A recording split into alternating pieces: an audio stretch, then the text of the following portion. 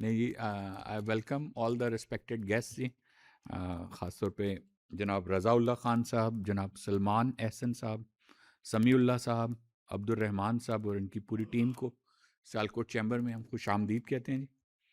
और मैं अपने मुअज़्ज़ज़ मेंबरान सियालकोट चैम्बर का भी शुक्रिया अदा करता हूँ जो अपनी मसरूफ़ियात में से टाइम निकाल कर आए हैं।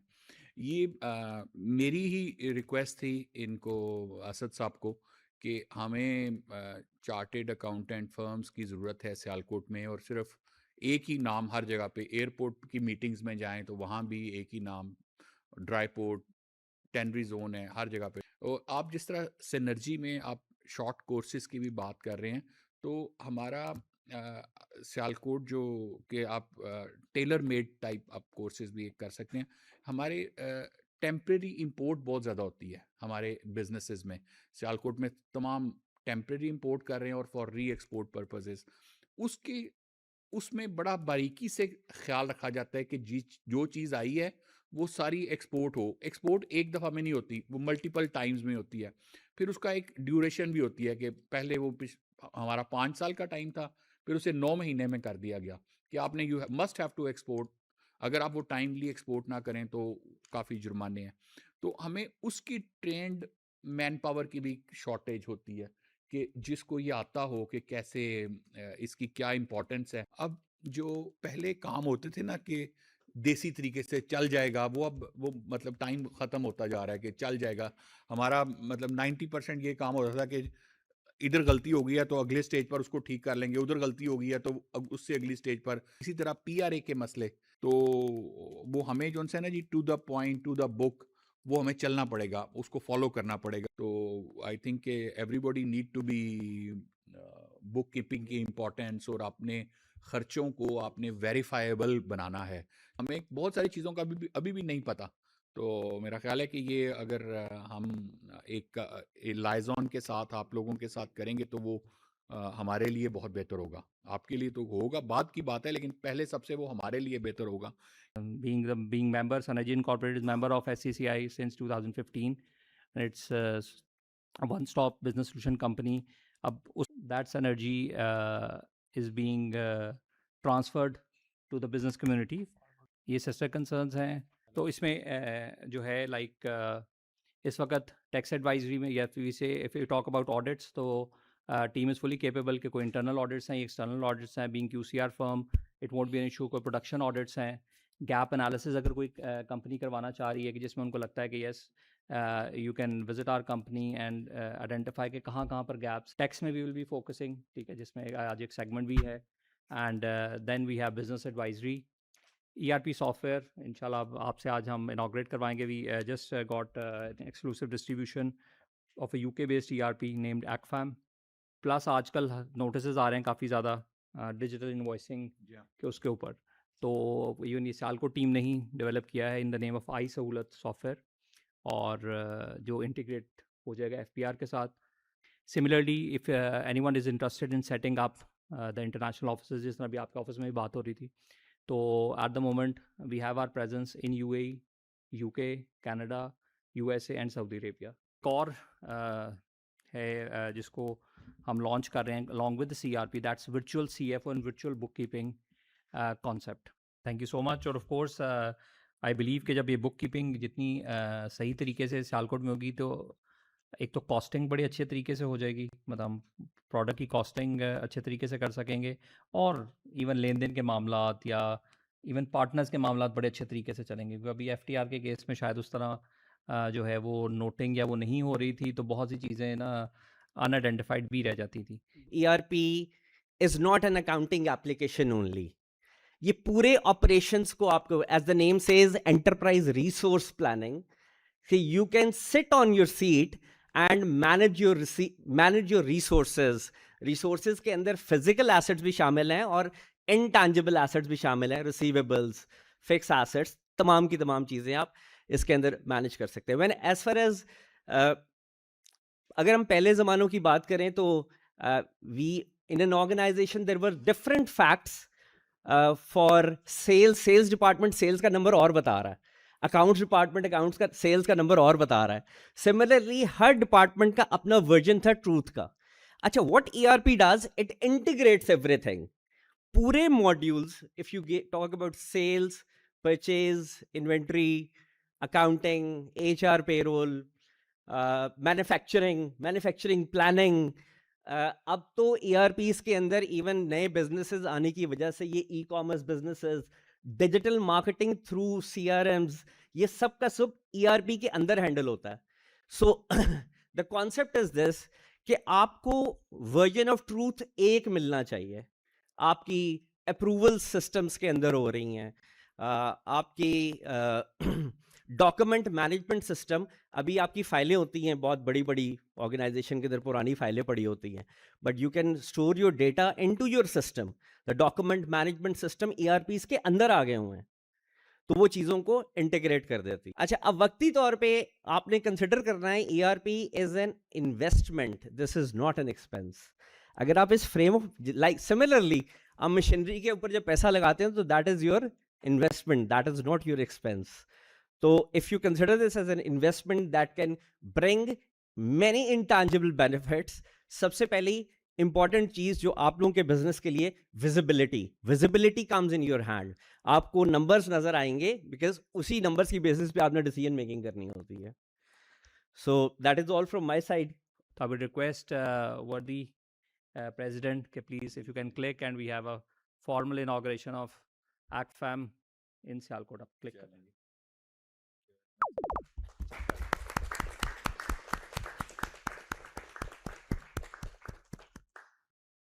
तो I would request अगर ये वीडियो प्ले करके so that they have an idea, quick idea for 4 minutes की वीडियो है, तो इसमें इस सॉफ्टवेयर के बारे में you can have an idea. Welcome everyone. Today we are going to talk about ACFAM. It is our integrated ERP solution. It was designed to be a robust, all-in-one system to streamline the operation across every department in the company, from finance and HR to manufacturing and supply chain. So this is our main dashboard, as you will be able to see that it provides a high-level bird's-eye view of the organization. Now, we have focused heavily on making the interface very friendly to use. Our goal was to move away from the fragmented spreadsheet-like structures and present a single source of all the information. Whether you are tracking real-time sale figures or monitoring the stock levels, everything is updated instantly across the system. As you'll be able to see on the dashboard, these are our modules. We have our accounting module, we have assets, HR, manufacturing, and store. We have sales, we have buying, as well as the subcontracting. If I'm to talk about the key features in our accounting module, we've automated the ledger entries to ensure that every transaction, whether it's running invoice or a purchase order, is reflected in your financial statement. Without a manual double entry, it significantly reduces human error and speeds up every closing. As soon as I click on my accounting module, you'll be able to see that. Right now, in front of my screen, I have 9 further sub-modules. Basically, we have divided the accounts into 9 different sub-modules for those companies in which there is a higher segregation of duties, which means only a certain person is allowed to access certain kind of reports. We have divided it into sub-modules, for example, in payments, financial reports, account setup, banking, and so on. Each of these sub-module has a different function. As I will be clicking on my financial reporting sub-module, you'll be able to see that we have 17 different kind of built-in reports. Here we have balance sheets, we have profit and loss, we have cash flow statement, as well as different reporting formats for our ledgers, for double entries for a different kind of reports and different kind of analysis. Now, let's talk about our production module. As soon as I click on the manufacturing module, you'll be able to see that. Right now, it opens our home screen. You will be able to see that. We have linked different tabs in of our manufacturing modules, as well as our store module, because the store module is always interlinked with the manufacturing modules to prepare the bill of materials, and so on. As I will be clicking on our dashboard, you will be able to see it presents different kinds of analysis. We have production quantity dashboard, which will give us the details of the production made in a particular month. We have completed operations dashboard. We have work order analyses which are in process, in draft, or not submitted. We have quality inspection analysis. We have pending work order. We have downtime analysis. The beautiful thing about our ERP is that we can make our own custom dashboards. Moving on, we have the bill of material basically is the production averages of each particular quantity that needs to be produced based on the production order. Then we have our work orders, we have our job cards, we have our stock entry. We have different kind of planning options available in the ACFAM. We can define our item lead time. We can create production plans. We can create forecasting, production schedule, sales forecast, and other different plannings. The accounts module and every other module, such as subcontracting, is interlinked with manufacturing module. Every entry which we make in our manufacturing module is interlinked, hence it will auto-update our accounting, double entries, our stock entries, and so on. Now, let's talk about our store module. As soon as we click on our store module, it will take us to the Home tab, in which we have different links for the different tabs in the store module, as well as the production module, as they are linked with each other. Moving on, when I will click on the dashboard, you will be able to see that the dashboard presents different kind of dashboards in just one screen. We have delivery trends, we have a slow-moving item report, we have summary of the items which are in shortage, as per the production plan, and just like the manufacturing module, we can add any kind of dashboard we got in our stock module as well. Then we have our stock entry here. We can add the stock receipt. We have purchased delivery node packing list. We have set up that in which we can set up different kind of items. It has further different kind of reports. Our stock module has 19 built-in reports, including stock ledgers, stock balancing, stock aging analysis, item price, serial number, wide stock analysis, and different kind of the reports.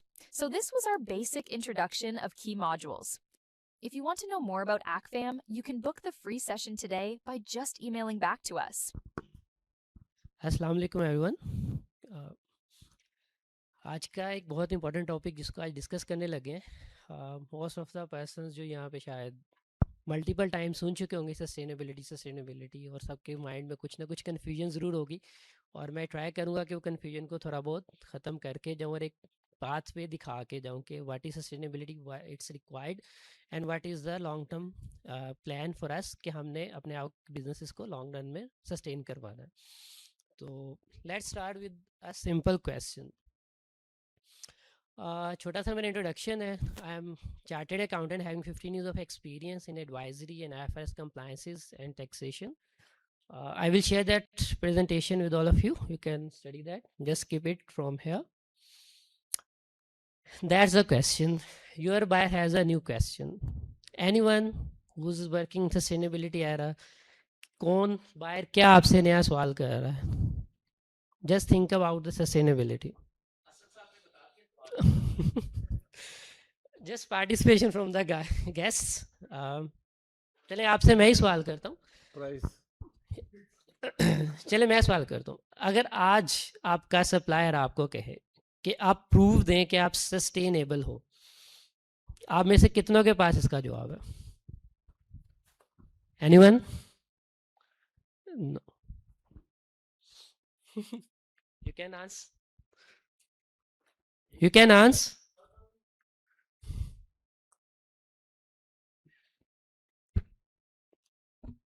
लेकिन sir बात ये है कि ये जो sustainability का subject है ना, इसमें सबसे इम्पॉर्टेंट चीज़ें हैं आपकी कंप्लाइंसेस। अब लेदर में आप कर रहे हैं तो right from the slaughter house to the finished product, उसके लिए वो उन्होंने किया हुआ सिलसिला, वो डिज़ाइंड है। सर्जिकल के लिए भी इसी तरह डिज़ाइंड है। हमारा प्रॉब्लम ये है कि हम हमेशा कोशिश काफ़ी हमारी ये होती है कि इसमें से कुछ चीज़ें हम स्लैश कर दें, निकाल दें।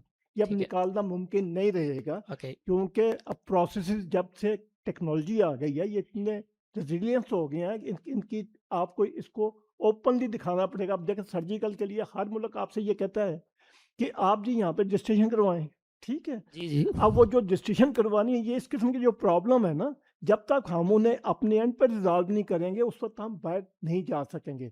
और अगर यहाँ रिजॉल्व हमने कर लिया तो फिर हमें उस पर उसका रिजल्ट भी मिलेगा। ओके, क्वेश्चन ये था कि आपने प्रूफ देना है, ठीक है। थोड़ा सा इसको डिस्कस करते हैं। आज की स्लाइड का मेन मकसद उसको डिस्कस करते हैं कि आज हम अक्सर लोगों के माइंड में होगा हमने इन्वायरमेंट बचाना है, शायद सस्टेनेबिलिटी का मतलब है वाटर को रिसाइकल करवाना है। आज का टॉपिक ये नहीं है।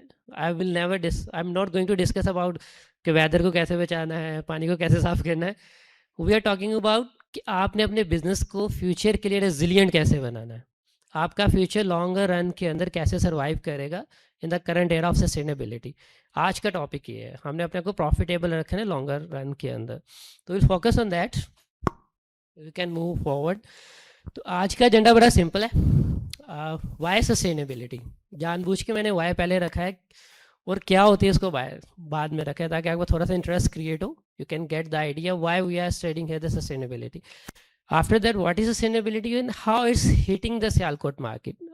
जैसे सर ने अभी कहा, सर्जिकल की एग्जांपल दी, इंस्ट्रूमेंट्स की, उन्होंने लेदर की एग्जांपल दी, we will discuss in a bit detail here, और how it's impacting, why he is saying कि हमें ये करना पड़ेगा, इसको हम देखेंगे। After that I will give you a little bit of 12 to 24 a month's roadmap, and then we discuss some of the case studies जिसके अंदर हम कुछ ग्रीन वॉशिंग एग्जाम्पल्स देखेंगे, आवाज आ रही है ओके, और कुछ हम सक्सेस स्टोरीज देखेंगे कि किन लोगों ने बैड कमेंटिंग की और फंस गए और किन्होंने अच्छा काम किया और सक्सेसफुल हो गए। तो दैट्स द एजेंडा। और हाफ सबसे पहले हम स्टार्ट करते हैं why sustainability. Let's start with the global perspective कि ग्लोबल क्या कह रहा है हमें। तो यहाँ पे आपको 3 नंबर्स नज़र आ रहे होंगे, $30 trillion, €1 trillion एंड 73%। अगर आप इसको फोकस करें तो शायद ये पूरी की पूरी स्टोरी यही फिगर्स बता रही हैं आपको यहाँ पे ऊपर। अब $30 trillion का मतलब क्या है यहाँ पे, कि मार्केट के अंदर इन्वेस्टर्स के लिए, इन्वेस्टर्स के पास पैसा पड़ा हुआ है, इन्वेस्टर कहता है कंपनीज मेरे पास आएँ और मुझसे ये पैसा ले लें और बिजनेस करें, लेकिन साथ वो एक कंडीशन लगा रहा है, वो कह रहा है कि मुझे सबसे पहले प्रूफ दो कि तुम्हारी सप्लाई चेन पूरी की पूरी सस्टेनेबल है कि नहीं है। अगर तुम प्रूफ कर पाओगे you will get that financing, अगर नहीं कर पाए यू विल बी आउट। तो आपका बायर बैठा हुआ है जिसको पैसा चाहिए अपना बिजनेस रन करने के लिए, जस्ट बाकी कंपनीज को चाहिए होता है, तब उसका इन्वेस्टर उसको कह रहा है कि मुझे ये प्रूफ करो। तो जब उसने प्रूफ करना है, पूरी सप्लाई चेन की यहाँ पे बात हो रही है, अकेली उसकी कंपनी की नहीं बात हो रही, तो आप लोगों से वो डाटा मांगेगा सस्टेनेबिलिटी के ऊपर कि आप भी सस्टेनेबल हैं कि नहीं है।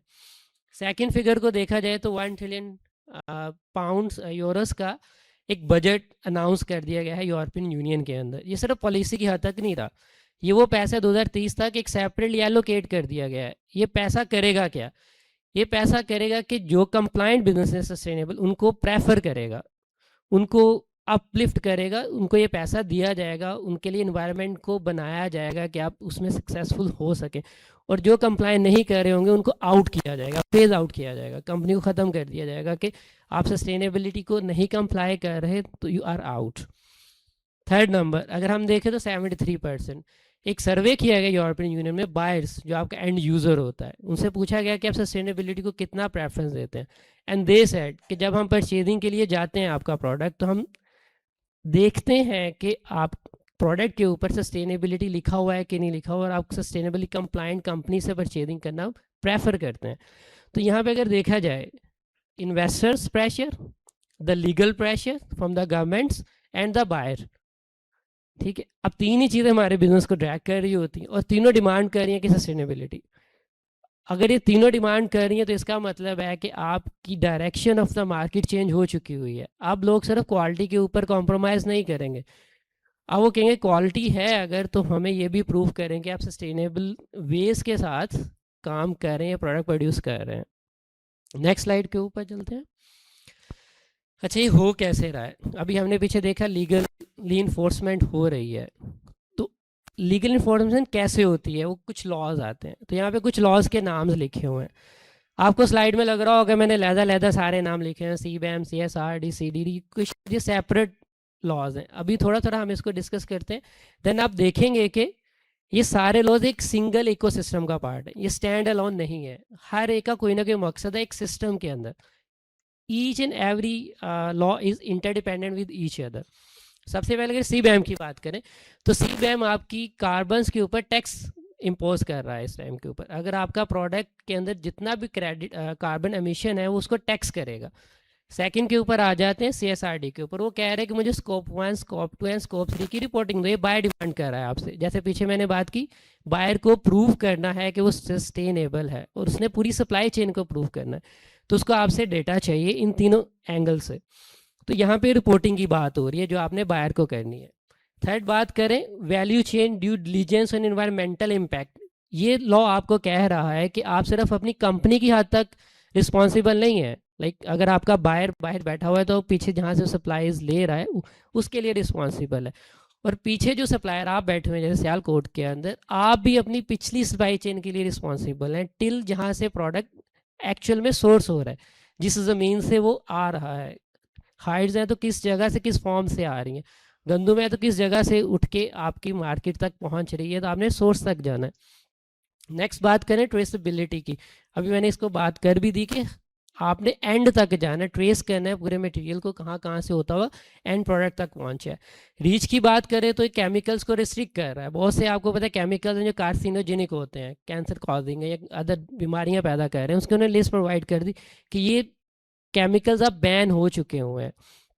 हेक्साफ्लोरेंस क्रोम जिसके बारे में आगे भी पढ़ेंगे इनमें से एक है, और कुछ उन्होंने कहा है कि ये एलिमिनेट आपने करना ही करना है। नेक्स्ट बात करें ZDIC, एक्चुअली तो लॉ नहीं है लेकिन कस्टमर्स की तरफ से इसको प्रेशर किया जा रहा है कि ये डील किसको करता है, केमिकल मैनेजमेंट को। ऊपर आपको बता रहा है कि ये बैन है, ये आप यूज़ कर सकते हैं, नीचे वाला बता रहा है ओवरऑल केमिकल मैनेजमेंट, आपने स्टोरेज कैसे करनी है, उसकी हैंडलिंग कैसे करनी है, उसकी ट्रांसपोर्टेशन कैसे करनी है, एट देन उसको डिस्पोज ऑफ कैसे करना है। तो अगर आप इसको सम अप करूँ, सबसे पहले प्राइसिंग आ गई, देन रिपोर्टिंग आ गई, देन वैल्यू चेन की आपने ड्यू डिलीजेंस करनी है, देन आपने ट्रेसेबिलिटी करनी है, देन केमिकल को प्रॉपर्ली मैनेज भी करना है और उसको प्रॉपर्ली डिस्पोज ऑफ भी करना है। तो ये एक इकोसिस्टम क्रिएट कर रहे हैं मार्केट के अंदर जिसको आपको लेके चलना पड़ेगा। अगर आप ये कंप्लाई नहीं करेंगे, स्टार्ट में पड़ा $30 ट्रिलियन आपके बायर को नहीं मिलेगा, उसके लिए डिसीजन बड़ा ईजी है, आप डाटा प्रोवाइड कर दें, अपने आप को प्रूफ कर दें कि यू आर सस्टेनेबल, वो आपसे बाय करता रहेगा क्योंकि उसने अपनी मार्केट लूज़ नहीं करनी। अगर आप नहीं प्रोवाइड कर पाएंगे, they have a chance to move on Bangladesh, India, whatever the competitors we have. ये तो हमने देखा कि लॉस कैसे। अब इसमें सबसे इम्पैक्टफुल जो आ रहा है वो पैसो फाइनेंशियल्स का होता है। हम सब कहते हैं जैसे कोई फाइनेंशियल इम्पैक्ट आता है सबसे पहला फोकस हमारा उसके ऊपर होता है। तो CBAM चूँकि फाइनेंशियल इम्पैक्ट कर रहा है तो हम थोड़ा सा CBAM को देखते हैं कि कैसे वो इम्पैक्ट कर रहा है आपके ऊपर। छोटे से क्वेश्चन से बात करते हैं कि क्वेश्चन ही मैं आपसे करता हूँ कि कल आपका बायर जो है मार्केट यूरोप में बैठा हुआ है, वो आपसे कहे जी सेम प्रोडक्ट है, सेम क्वालिटी है, लेकिन आप महंगे हो गए हैं, वाई? दैट्स द CBAM, क्योंकि CBAM कार्बन एमिशंस के ऊपर एक टैक्स इम्पोज कर रहा है। अब वो आपकी प्राइसिंग के अंदर दो चीज़ें देख रहा है, जो आपने एक प्राइस कोट की है और एक वो जो उसने बाहर CBAM की मद के अंदर प्राइस पे करनी है। नो डाउट अब ये सर्जिकल इंस्ट्रूमेंट्स के ऊपर ज़्यादा इम्पैक्ट कर रहा है क्योंकि स्टील इसके अंदर आ चुका हुआ है। फ्यूचर के अंदर टेक्सटाइल सेक्टर, लेदर सेक्टर भी इसका पार्ट बन जाएंगे। एक बात बहुत इंपॉर्टेंट है कि ये डायरेक्टली आपके ऊपर एप्लीकेबल नहीं है, ये यूरोपियन जो इम्पोर्टर्स हैं उनके ऊपर डायरेक्टली इम्पैक्ट कर रहा है, लेकिन चूँकि आप इम्पोर्टर्स को सप्लाई यहाँ से कर रहे हैं तो आप इनडायरेक्टली 100% हिट हो रहे हैं। अब जब आपका इंपोर्टर आपको कंपेयर करेगा बाकी दुनिया के सप्लायर्स के साथ तो आपकी प्राइसिंग को तो देखेगा, लेकिन साथ में CBAM की जो कॉस्ट है वो भी वो देख रहा होगा। इंडिया की एग्जांपल लेते हैं और पाकिस्तान की लेते हैं। अगर एक प्रोडक्ट है आपको बनाने में 1 टन CO2 एमिट कर रहे हैं और इंडिया वही प्रोडक्ट शायद 5.5 टन के अंदर कर रहा है, तो उसके लिए डिसीजन बड़ा ईजी हो जाएगा क्योंकि उसको 1/2 टन पे टैक्स पे करना पड़ेगा और पाकिस्तान से प्रोडक्ट लेगा तो 1 टन के ऊपर उसको प्रोडक्ट प्राइसिंग करना पड़ेगी। और आजकल जो रेट चल रहा है वो 65 to 85 चल रहा है, जो कि आज से 2021-22 के अंदर ये 20 to 25 यूरोस पर टन था और फ्यूचर के अंदर एक्सपेक्टेशन है इट विल क्रॉस टू 100। तो जैसे जैसे टाइम लैप्स होता जाएगा ये प्राइसिंग इन्हेंस होती जाएगी और आप अगर सस्टेनेबली कंप्लायंस नहीं करेंगे तो आप बायर्स को कॉस्टली लगना शुरू हो जाएंगे। That's what CBAM is doing right now. So इस एंगल से भी देखा जाए तो सस्टेनेबिलिटी प्रैक्टिसेस बहुत इंपॉर्टेंट होती जा रही हैं हमारे लिए, ताकि हम फ्यूचर में बिजनेस को रिजिलियंट रख सकें, कॉन्टीन्यूटी उसकी इंश्योर कर सकें। ये तो हमने लॉ का साइड देखा, अभी हमने देखा था बायर साइड से भी एक इम्पैक्ट आ रहा है।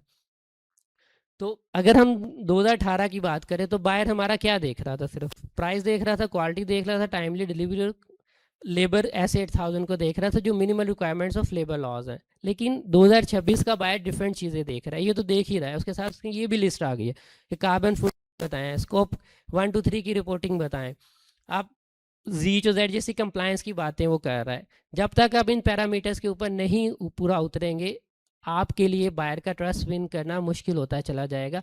आप जो बायर्स की लिस्ट के अंदर से आउट होना शुरू हो सकते हैं. That's uh little bit of negative. Mostly I think exporters यहाँ पे बैठे हुए हैं, आप भी हैं सर. आपने तो ज़रूर क्वेश्चन रिसीव किया हुआ होगा. तो are you able to 100% comply with the question? नहीं कर पाए. दैट्स द रीज़न कि हम यहाँ पे हमें कंप्लाई करना है. We have to comply it. तो नेक्स्ट स्लाइड के ऊपर देखिए तो हमने देखा कि हम हमारे ऊपर सस्टेनेबिलिटी क्यों अप्लाई हो रही है. इसको थोड़ा सा शॉर्ट रखा है, डिटेल में किसी को पूछना हो तो we can discuss after the session.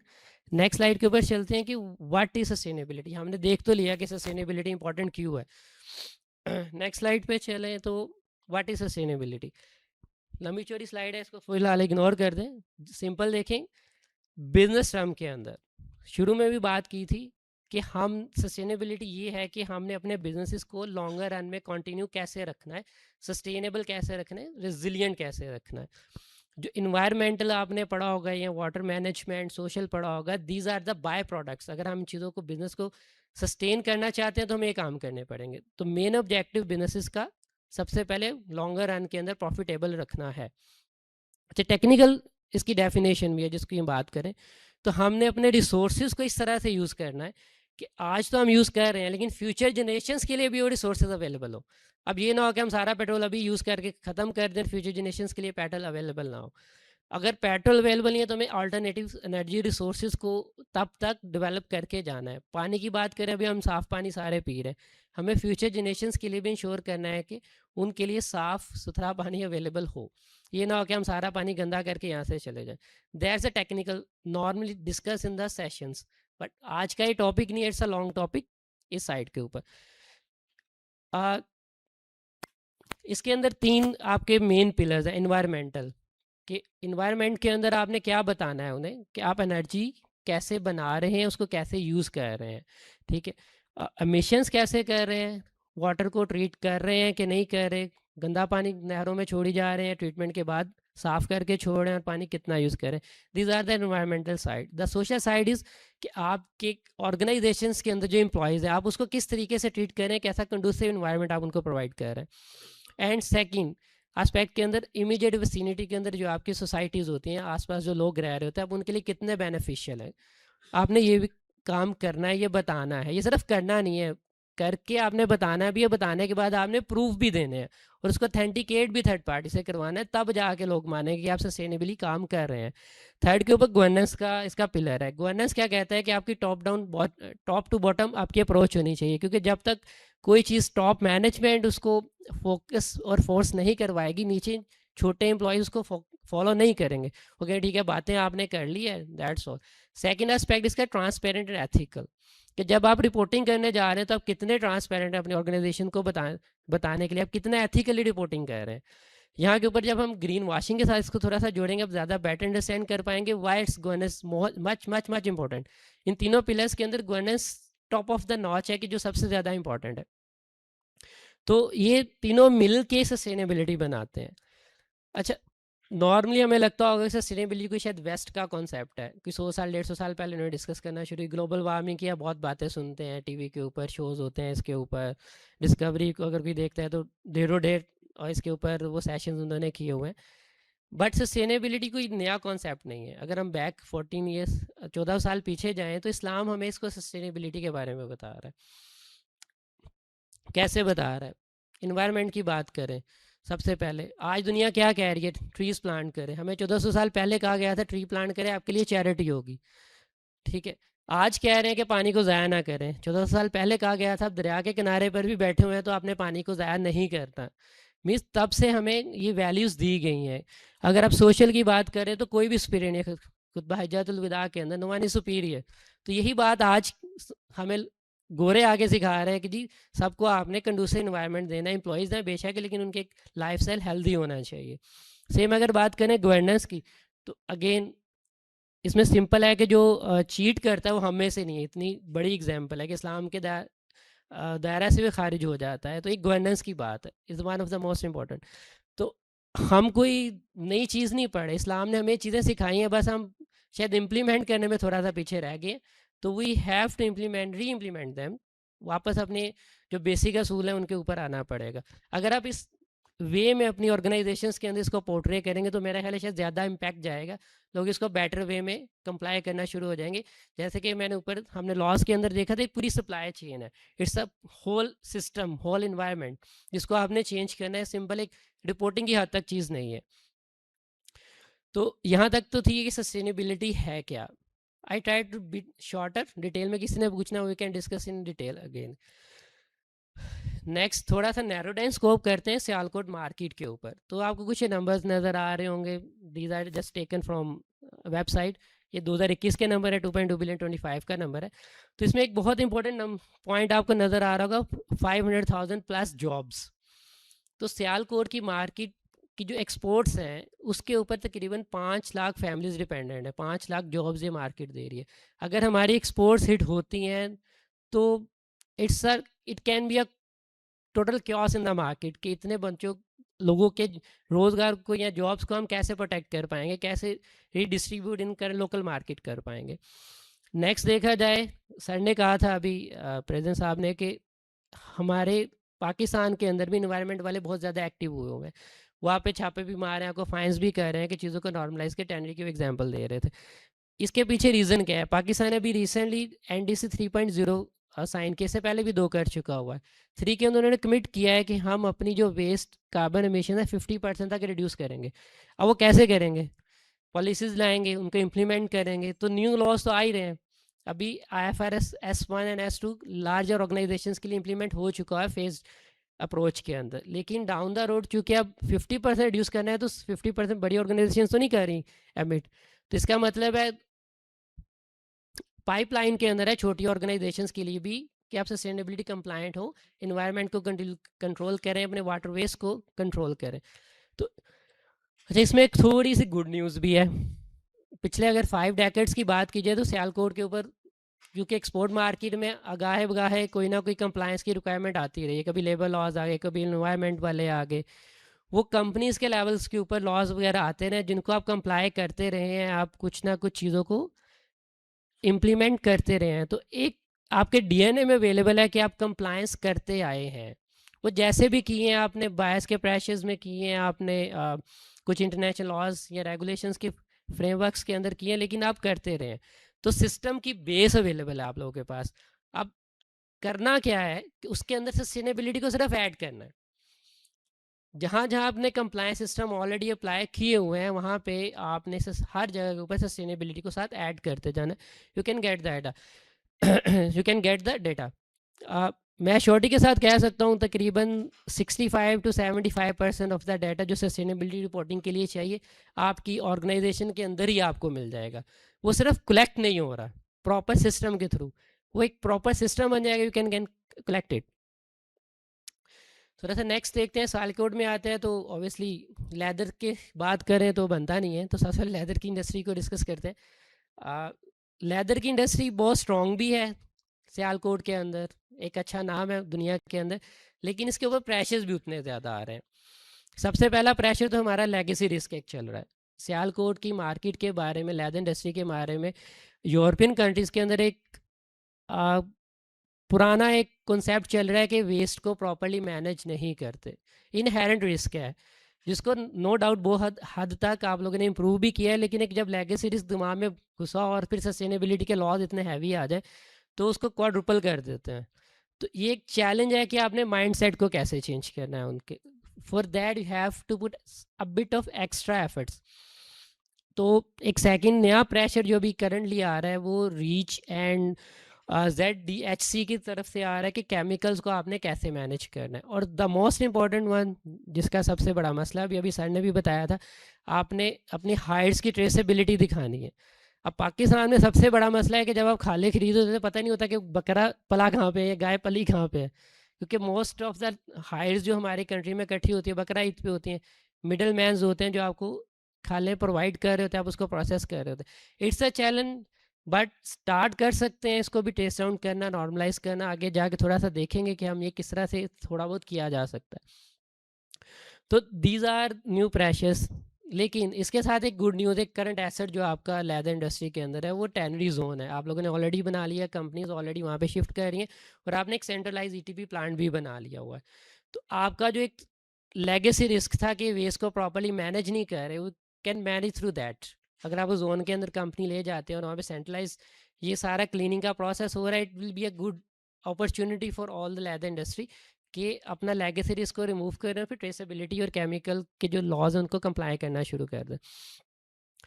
तो नीचे कुछ नंबर्स आ रहे होंगे, 10 to 20% reduction, water reduction 10 to 18%, energy savings and Chrome recovery.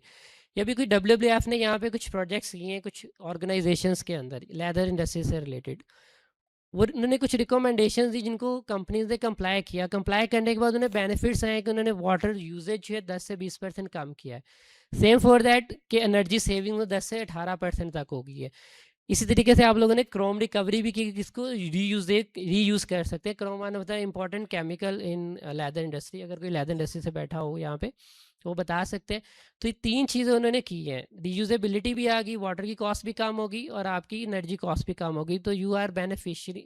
आप सिर्फ कंप्लायंस नहीं कर रहे, आप अपनी कॉस्ट को भी थोड़ा सा रिड्यूस कर रहे हैं। तो we can follow this guidelines. Last में डील ब्रेकर रिमाइंडर के तौर पे hexavalent chrome, one of the most important. Leather industry में कोई बैठा हो तो एनीवन? सर आप तो जानते होंगे कि अगर प्रॉपर्ली क्रोम को मैनेज ना किया जाए तो ये आपकी ट्रेसेबिलिटी आ सकती है, ठीक है। और ये सिर्फ ये कार्सिनोजेनिक एक केमिकल है जो कैंसर कॉज कर रहा है।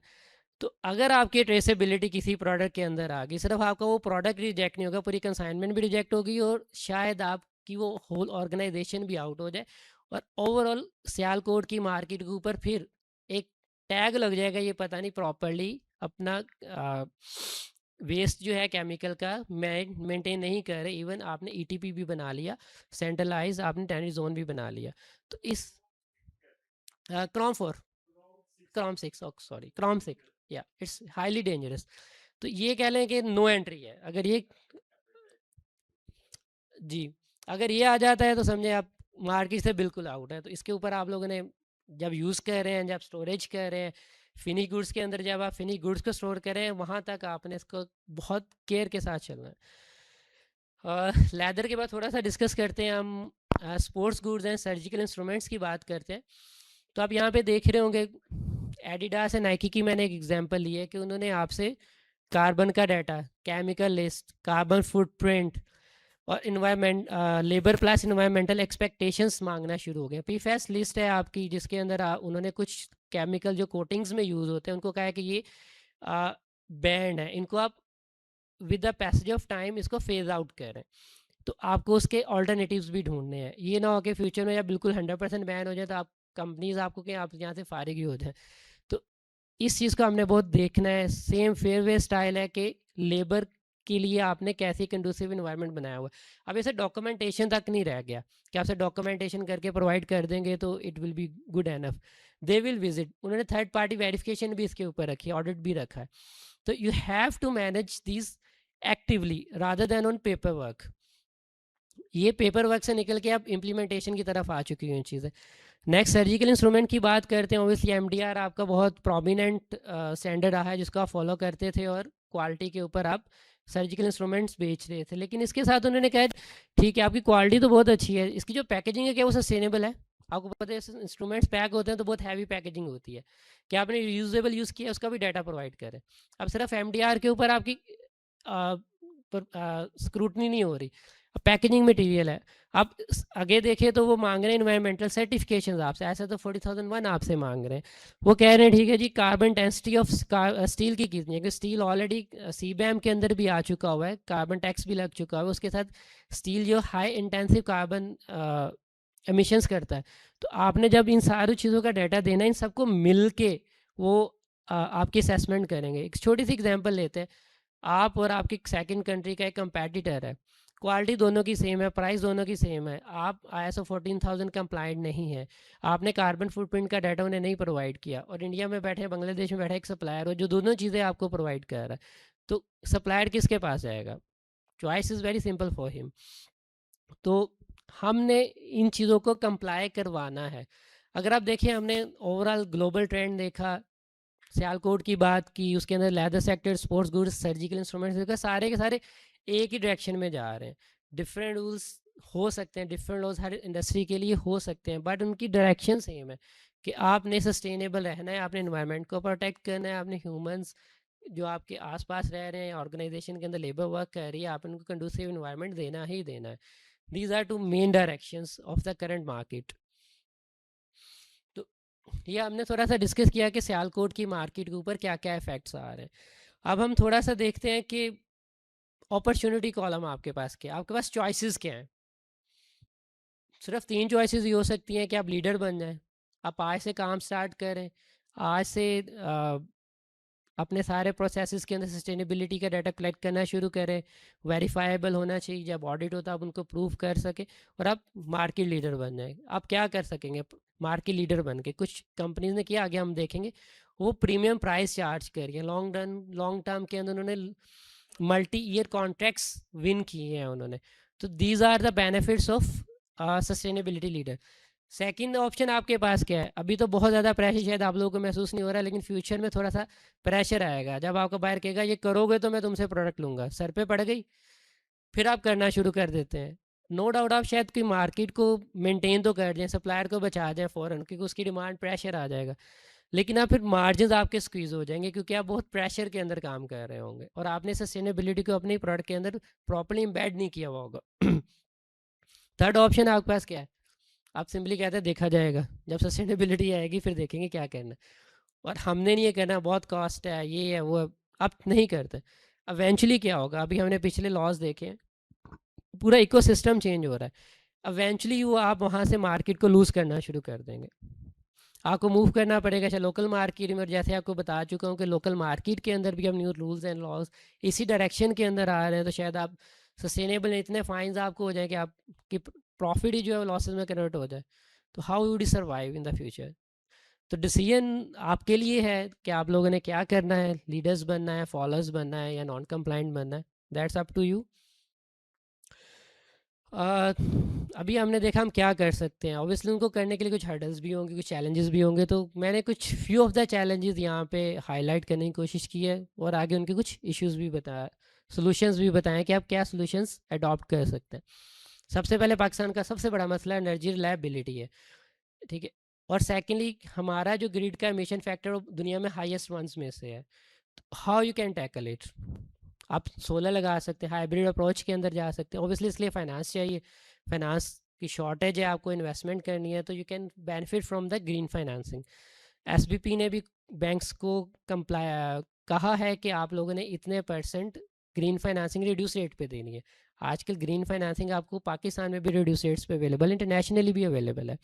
अगर ऑर्गेनाइजेशन कुछ इंटरनेशनली लोन रेस करना चाहें तो वो जाकर ग्रीन फाइनेंसिंग रेस कर सकती है, लेकिन कंडीशन वही है कि आपको पहले प्रूव करना पड़ेगा you are already working on the green environmental focused aspects.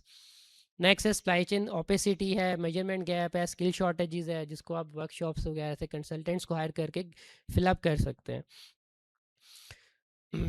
उसके बाद एक छोटा सा 12 to 24 मंथ्स के अंदर आप क्या कर सकते हैं अगर आपने इस साइट के ऊपर जाना है. छोटा सा एक मैप यहाँ पे किया गया है, इसके अंदर चीज़ें बहुत बड़ी बड़ी है, शॉर्ट जस्ट नेम कन्वेंशन यहाँ पे यूज़ की गई हैं. Each and every thing has a lot of working at behind. तो अगर स्टार्ट की बात करें, फर्स्ट फेज़ के अंदर आप सबसे पहले टीम बना सकते हैं. वो टीम क्या करेगी? बेसलाइन कार्बन मेजरमेंट्स करेगी, आपके वाटर ऑडिट्स कर सकती है, आपके एनर्जी के ऑडिट्स कर सकती है, गैप असेसमेंट कर सकती है, आपके बायर्स के एक्सपेक्टेशंस के कि बायर क्या चाह रहे हैं और आपके सिस्टम के अंदर गैप्स क्या हैं, ताकि आप उसको इम्प्रूव कर सके. नेक्स्ट 6 to 12 मंथ्स के अंदर आप कुछ फ्रेमवर्क्स को अप्लाई करने की तरफ जा सकते हैं, इम्प्लीमेंट करने की तरफ जा सकते हैं, जिसमें ISO 14001 है. सोलर फिजिबिलिटी या फाइनेंसिंग को आप सर्च आउट कर सकते हैं, केमिकल सब्सटीट्यूशंस को फाइंड आउट कर सकते हैं, सप्लाई चेन मैपिंग्स वगैरह को स्टार्ट कर सकते हैं. ये वो टाइम होगा जिसके अंदर कुछ ना कुछ हलचल होना शुरू हो जाएगी. इवेंचुअली जब आप उसको करना शुरू करेंगे और एक मेच्योरिटी लेवल के ऊपर चले जाएंगे, देन थर्ड फेज स्टार्ट हो जाएगी, जिसके अंदर आप एक्चुअल सर्टिफिकेशंस ले सकते हैं. आप बता पाएंगे कि मेरे टारगेट्स फ्यूचर के कितने. आपने बड़ी, अगर किसी ने रिपोर्ट्स पढ़ी हो तो वहाँ पे टारगेट्स मेंशन होते हैं जब कंपनी सस्टेनेबिलिटी की रिपोर्टिंग करती है कि अभी हम 1 lakh tonne carbon dioxide emit कर रहे थे, फ्यूचर के अंदर हम उसको 50,000 पे लेके जाएंगे, ये हमारा टाइम फ्रेम है. तो इस तरह के टारगेट्स आपको बताने पड़ेंगे. अगेन ये हवा में नहीं बता सकते, you have to be proper working at the back. और आपका वो सिस्टम भी होना चाहिए, सिर्फ हवा में नहीं आपने वर्किंग कर ली लेकिन बैक एंड पे कोई सिस्टम ही नहीं जिससे आप रिड्यूस कर पाएंगे, अगेन वो फ्लॉप हो जाएगा। इसका ऑडिट बड़ा सख्त है, थोड़ा सा अगर आप देखेंगे तो आपने चीज़ें सिर्फ डॉक्यूमेंट्स की हद तक नहीं रखनी, आपने इसको कुछ ना कुछ इम्प्लीमेंटेशन की तरफ ज़रूर लेके जाना है। तो एक छोटा सा रोड मैप है, डिटेल में डिस्कस करना हो किसी पॉइंट के ऊपर, आई विल बी अवेलेबल। हमने थोड़ा सा सस्टेनेबिलिटी को देख लिया कि होती क्या है, वाई इट्स इंपॉर्टेंट, सियालकोट को कैसे इम्पैक्ट करिए। अब हम कुछ केस स्टडीज़ की बात करते हैं। मैंने जानबूझ के ग्रीन वॉशिंग को टॉप पे रखा है। अच्छा, ग्रीन वॉशिंग कहते हैं किसको है, पहले तो इसको अंडरस्टैंड करते हैं। ग्रीन वॉशिंग स्पेसिफिकली सस्टेनेबिलिटी से रिलेटेड, इन्वायरमेंट से रिलेटेड है। आपने कोई ऐसा क्लेम कर दिया जो इन्वायरमेंट से रिलेटेड है कि हमने उसको इम्प्रूव किया है, और बाद में आप उसको प्रूव ना कर पाए, यानी आपके पास कोई एविडेंस ना हो, बेस में कोई डाटा अवेलेबल ना हो, इट्स कॉल्ड ग्रीन वॉशिंग। तो आपने इससे अवॉइड करना है। ये इतने बड़े बड़े नाम आपको नज़र आ रहे होंगे, दे डिड सेम, इन्होंने बड़े बड़े क्लेम्स किए और बाद में ये फंस गए। शीन की एग्जांपल लेते हैं, डिटेल में इसको देखते हैं कि इन्होंने एक एवोलो शीन के नाम से एक प्रोडक्ट लाइन लॉन्च की और उसके अंदर उन्होंने लिख दिया मोर सस्टेनेबल, सिर्फ टैग के ऊपर लिख दिया कि एक प्रोडक्ट, और जब एडवर्टाइजमेंट की मोर सस्टेनेबल है। इटालियन गवर्नमेंट ने इनको कॉल कर ली, ज़रा आप बताएं किस सेंस में मोर सस्टेनेबल है। आया ये कार्बन फुटप्रिंट हम जनरेट कर रहे हैं, आया आपने अपने एम्प्लॉयज़ की जो वर्किंग कंडीशंस हैं उनको इन्हेंस किया है, आया आपने केमिकल की मैनेजमेंट को बेटर किया, बताएं क्यों मोर सस्टेनेबल है। क्या आपने रीयूजेबल मटेरियल्स को यूज़ किया है। शीन के पास कुछ नहीं था, they have zero data with them. ये केस तकरीबन 1 साल चलता रहा, डिमांड करते रहे डाटा दे दें डाटा दे दें, नहीं दे पाए। इवेंचुअली इनको 1 मिलियन का फ़ाइन हो गया, आपका ब्रांड डैमेज भी हो गया, रेपुटेशन भी गई और पेनल्टी भी लगी, और हमेशा के लिए आप उनके जो लीगल जोन के अंदर आ गए। अब हमेशा इसके ऊपर चेक एंड बैलेंस रखेंगे कि ठीक काम कर रही है कि नहीं कर रही। सेम बात नाइकी, लकॉस्ट, स्पर्डरी की करें, इन्होंने क्या लिख दिया, sustainable, eco friendly, better for environment. ये इन्होंने अपनी एड्स के अंदर सिर्फ क्लेम किया, प्रोडक्ट के ऊपर नहीं लिखा हुआ था कुछ भी। प्रोडक्ट नॉर्मली चल रही थी नाइकी की या स्पर्डी की, उसके ऊपर कोई क्लेम नहीं था कि हम सस्टेनेबल हैं, सिर्फ एड्स के अंदर ये मेंशन कर रहे थे। जब उन्होंने ASA UK की एजेंसी है, उन्होंने कहा बताएं जी आप कैसे ये क्लेम्स कर रहे हैं एड्स के अंदर, they don't have any data at the back and. उन्होंने पूरे UK के अंदर उनकी एड्स को बैन कर दिया। डेंजर्स ऑफ ग्रीन वॉशिंग आपको मैं बता रहा हूँ, जो पीछे मैं आपको कह रहा था कि सिर्फ डॉक्यूमेंटेशन या आपको इम्प्लीमेंट करना पड़ेगा। आपको क्या लगता है कि इन्होंने डॉक्यूमेंट्स नहीं दिए होंगे, ज़रूर दिए होंगे, बट वो प्रूफ के साथ नहीं थे, ऑथेंटिकेटेड नहीं थे, हवा में थे, एंड दे जस्ट फ्लॉप्ड। क्योंकि सस्टेनेबिलिटी को एंड प्रोडक्ट के अंदर जाके ट्रेस किया जा सकता है। आपके टेस्ट ऐसे हैं कि उसके अंदर घुसा जा सकता है। इसकी बहुत एक एग्जांपल मैं इजीली देता होता हूँ कि गाय ने घास खाई और उस घास में फर्टिलाइजर्स और पेस्टिसाइड यूज़ हुए थे। उसने दूध दिया, उसको बॉयल किया गया, क्रीम निकाली गई, उसके बाद देसी घी निकाला गया। देसी घी का जब आप टेस्ट करते हैं तो उसके अंदर भी उसके ट्रेसेस अवेलेबल होते हैं कि इस गाय ने पेस्टिसाइड्स और जो खाद है वो यूज़ हुई हुई है। तो यहाँ तक प्रोडक्ट आपका ट्रेसेबल है, और लिटरली गवर्नमेंट्स, इंटरनेशनल जो एजेंसीज़ हैं वो यहाँ इस हद तक जाके ट्रेसेबिलिटी देख रही हैं प्रोडक्ट्स की। अभी हेक्सावेलेंट क्रोम की बात हुई, 0.25 mg आई थिंक लिमिट है जो कि अलाउड है, और वो फिनिश प्रोडक्ट्स के में जाके निकालती हैं वो, उसकी टेस्टिंग फिनिश प्रोडक्ट के ऊपर होती है, कि पीछे आके नहीं देख रहा होता। तो आपके पास रिकॉर्ड, ट्रैक रिकॉर्ड भी होना चाहिए, एक्शन में काम भी किया होना चाहिए आपने। सेम HM, ज़ारा ने कोई एडवर्टाइजमेंट नहीं की, सिर्फ लेबल पे छोटा सा लिख दिया, साइड पे लेबल लगा होता है ना शर्ट के अंदर, जिसको हम अक्सर देखते भी नहीं है, वहाँ पे उसने लिख दिया कॉन्शियस जॉइंट लाइफ लेबल्स। ये भी पकड़े गए EU में, उन्होंने स्क्रूटनी की है, ये अंदर अभी भी इन्वेस्टिगेशन है। उन्होंने क्या मिसलीडिंग लेबल्स बता रहे हैं, हमें बताएं डाटा कहाँ है, इसकी स्पॉटिंग्स प्रोवाइड करें। अब सामने किसी को नज़र नहीं आ रहा, उनकी पैकिंग के ऊपर कुछ नहीं लिखा हुआ, एड्स के अंदर कुछ भी नहीं है, उस टैग को उन्होंने जाके पढ़ा है सिर्फ। एडिडास की बात करें तो उन्होंने कहा जी हम रिसाइकल्ड कंटेंट उसमें यूज़ कर रहे हैं। हमने भी देखी होंगी ये एडवर्टाइजमेंट्स, रिसाइकल वाली, पूरी दुनिया में इन्होंने इसका वो एडवर्टाइज़ किया था, इसको सोशल मीडिया बहुत ज़्यादा था। तो उन्होंने कहा जी दिखाएं कितना कंटेंट आपने रिसाइकल यूज़ किया है। आपने एक शूज़ बनाया है, जॉगर्स बनाए हैं, उसमें बताएं कितना कंटेंट रिसाइकल और कितना कंटेंट आपका जो है वो आपने न्यू यूज़ किया। They don't have the bifurcation. अब ये केस भी जो अंडर इन्वेस्टिगेशन है, स्क्रूटनी के अंदर है, 2 महीने 6 महीने में इसका भी रिजल्ट आ जाएगा। एंड हाई चांसेस है कि इनके पास भी डाटा नहीं होगा, इसलिए ये इधर प्लेस हुए हैं। तो ग्रीन वॉशिंग इस हद तक डेंजरस है। नेक्स्ट चलते हैं। अभी तो हमने थोड़ा सा डरने वाली चीज़ें देखी हैं, तो अच्छी चीज़ें भी देखते हैं। हमारे ही कंट्री के अंदर कुछ एग्जांपल्स अवेलेबल हैं जिन्होंने बहुत अच्छा काम किया है सस्टेनेबिलिटी के अंदर। किसी एक स्लाइड में हम नेक्स्ट स्लाइड में हम देखते हैं कि बेंचमार्क एग्जांपल्स क्या हैं। आईकिया ने इंटरनेशनली वर्क किया है। फॉवर स्पोर्ट्स आपकी सिटी की है, इन्होंने एक अच्छा काम किया है। लॉन्गडन के आपको पता है, एडिडास के फीफा के फुटबॉल इसने बनाया सारे। आपके इंटरलूप इस time top notch socks manufacturers के तौर पे उभर के आए हैं पूरी दुनिया के अंदर, सस्टेनेबिलिटी कंप्लाइंट ऊपर से।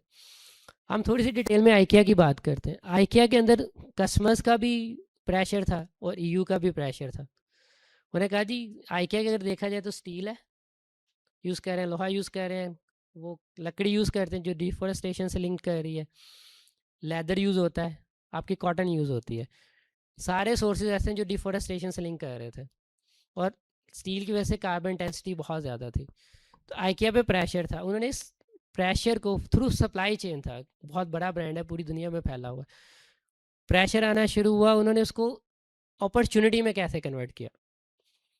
स्ट्रिक्ट रिस्पॉन्सिबल सोर्सिंग सिस्टम उन्होंने बनाया वुड्स के लिए।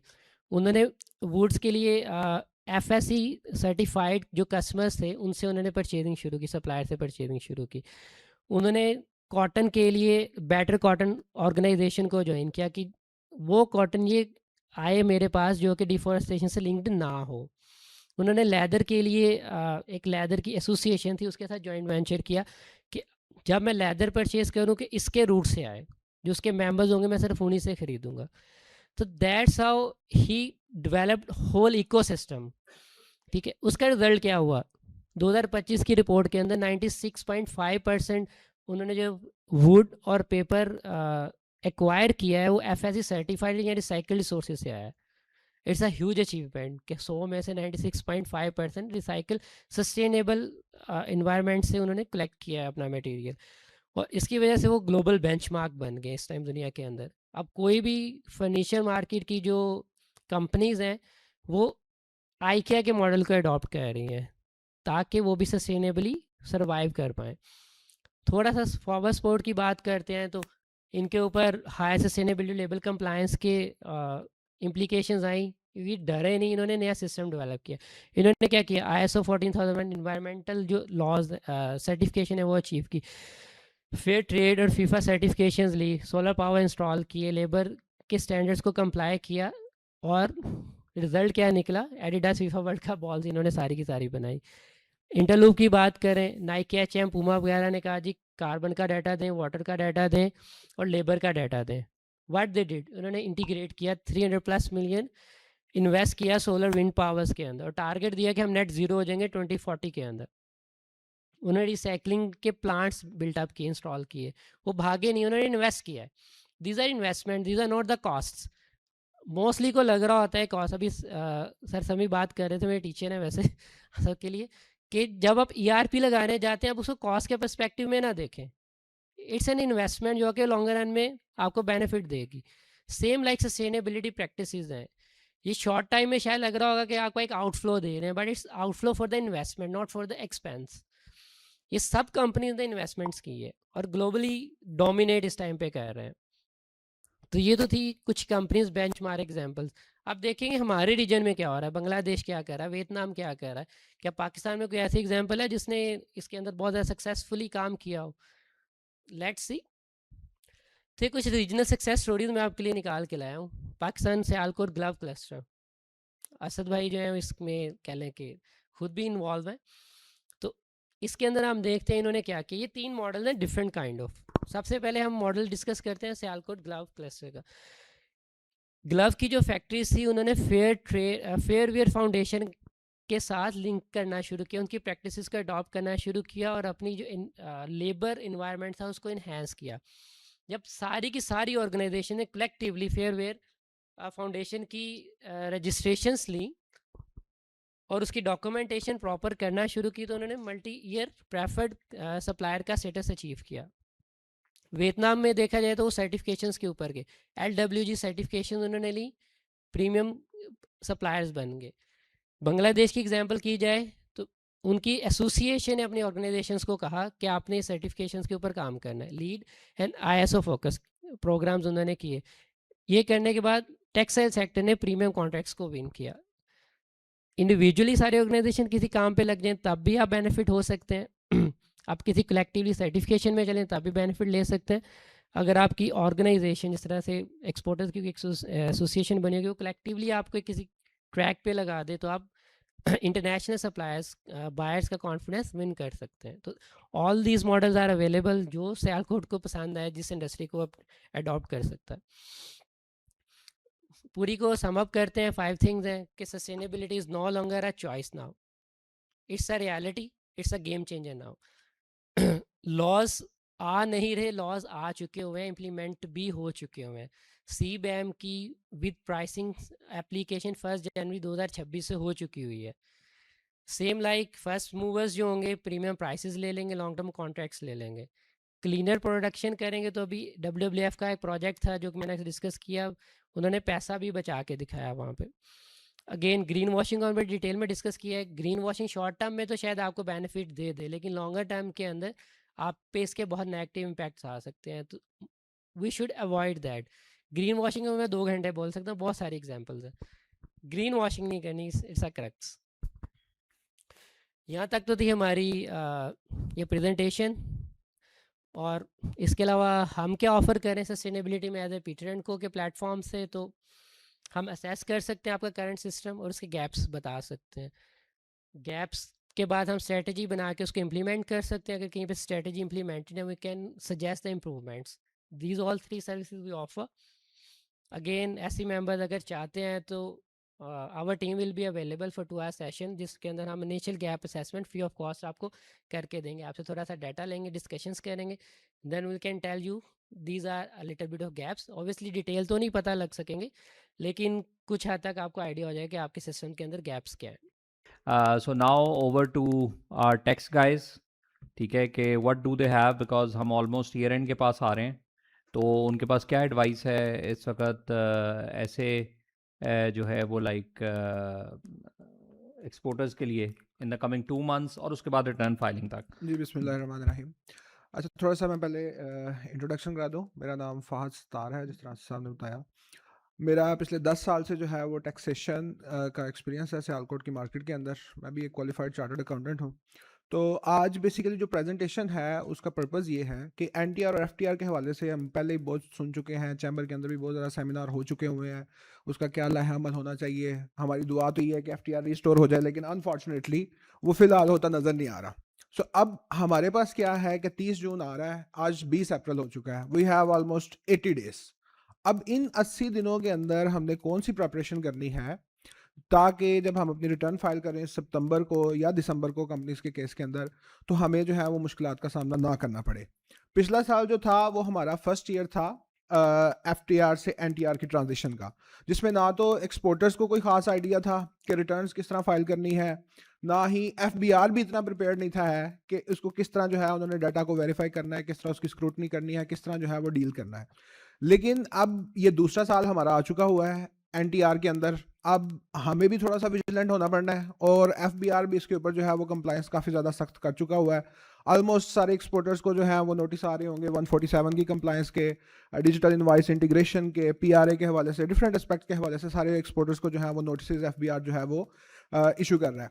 सो मेन चीज़ अगर हम गो थ्रू करें तो हमारा सिस्टम के अंदर चेंज क्या आया है। पहले FTR के अंदर हम 1% फाइनल अपनी जो था वो एक्सपोर्ट के ऊपर हम टैक्स पे कर रहे थे, लेकिन अब जो है वो हमने 29% टैक्स पे करना है अपने प्रॉफिट के ऊपर अगर आप प्राइवेट लिमिटेड कंपनी हैं।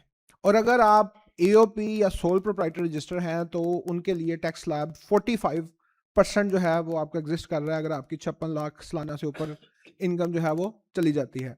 दूसरी चीज़ क्या है इसके अंदर मेन डिफरेंस कि FTR के अंदर हमें अपने फाइनेंशियल स्टेटमेंट्स जो हैं वो फाइल नहीं थे करने पड़ते अपनी रिटर्न के साथ, लेकिन अब FBR ने कंपलसरी कर दिया है कि हर एक्सपोर्टर ने अपने फाइनेंशियल स्टेटमेंट्स जो हैं जिसके अंदर आपकी balance sheet, profit loss, cash flow और फिक्स एसेट स्केड्यूल, ये सारी चीज़ें जो हैं वो हमने अटैच करनी है अपनी एनुअल रिटर्न के साथ। और अगर किसी की एक्सपोर्ट या इनकम एनुअल जो है वो 300 मिलियन यानी 30 करोड़ से ज़्यादा है, तो उसके लिए ये भी ज़रूरी है कि वो एक चार्टर्ड अकाउंटेंट से पहले ऑडिटेड फाइनेंशियल स्टेटमेंट होने चाहिए, फिर उसके बाद जो है वो हम उसको फाइल कर सकते हैं।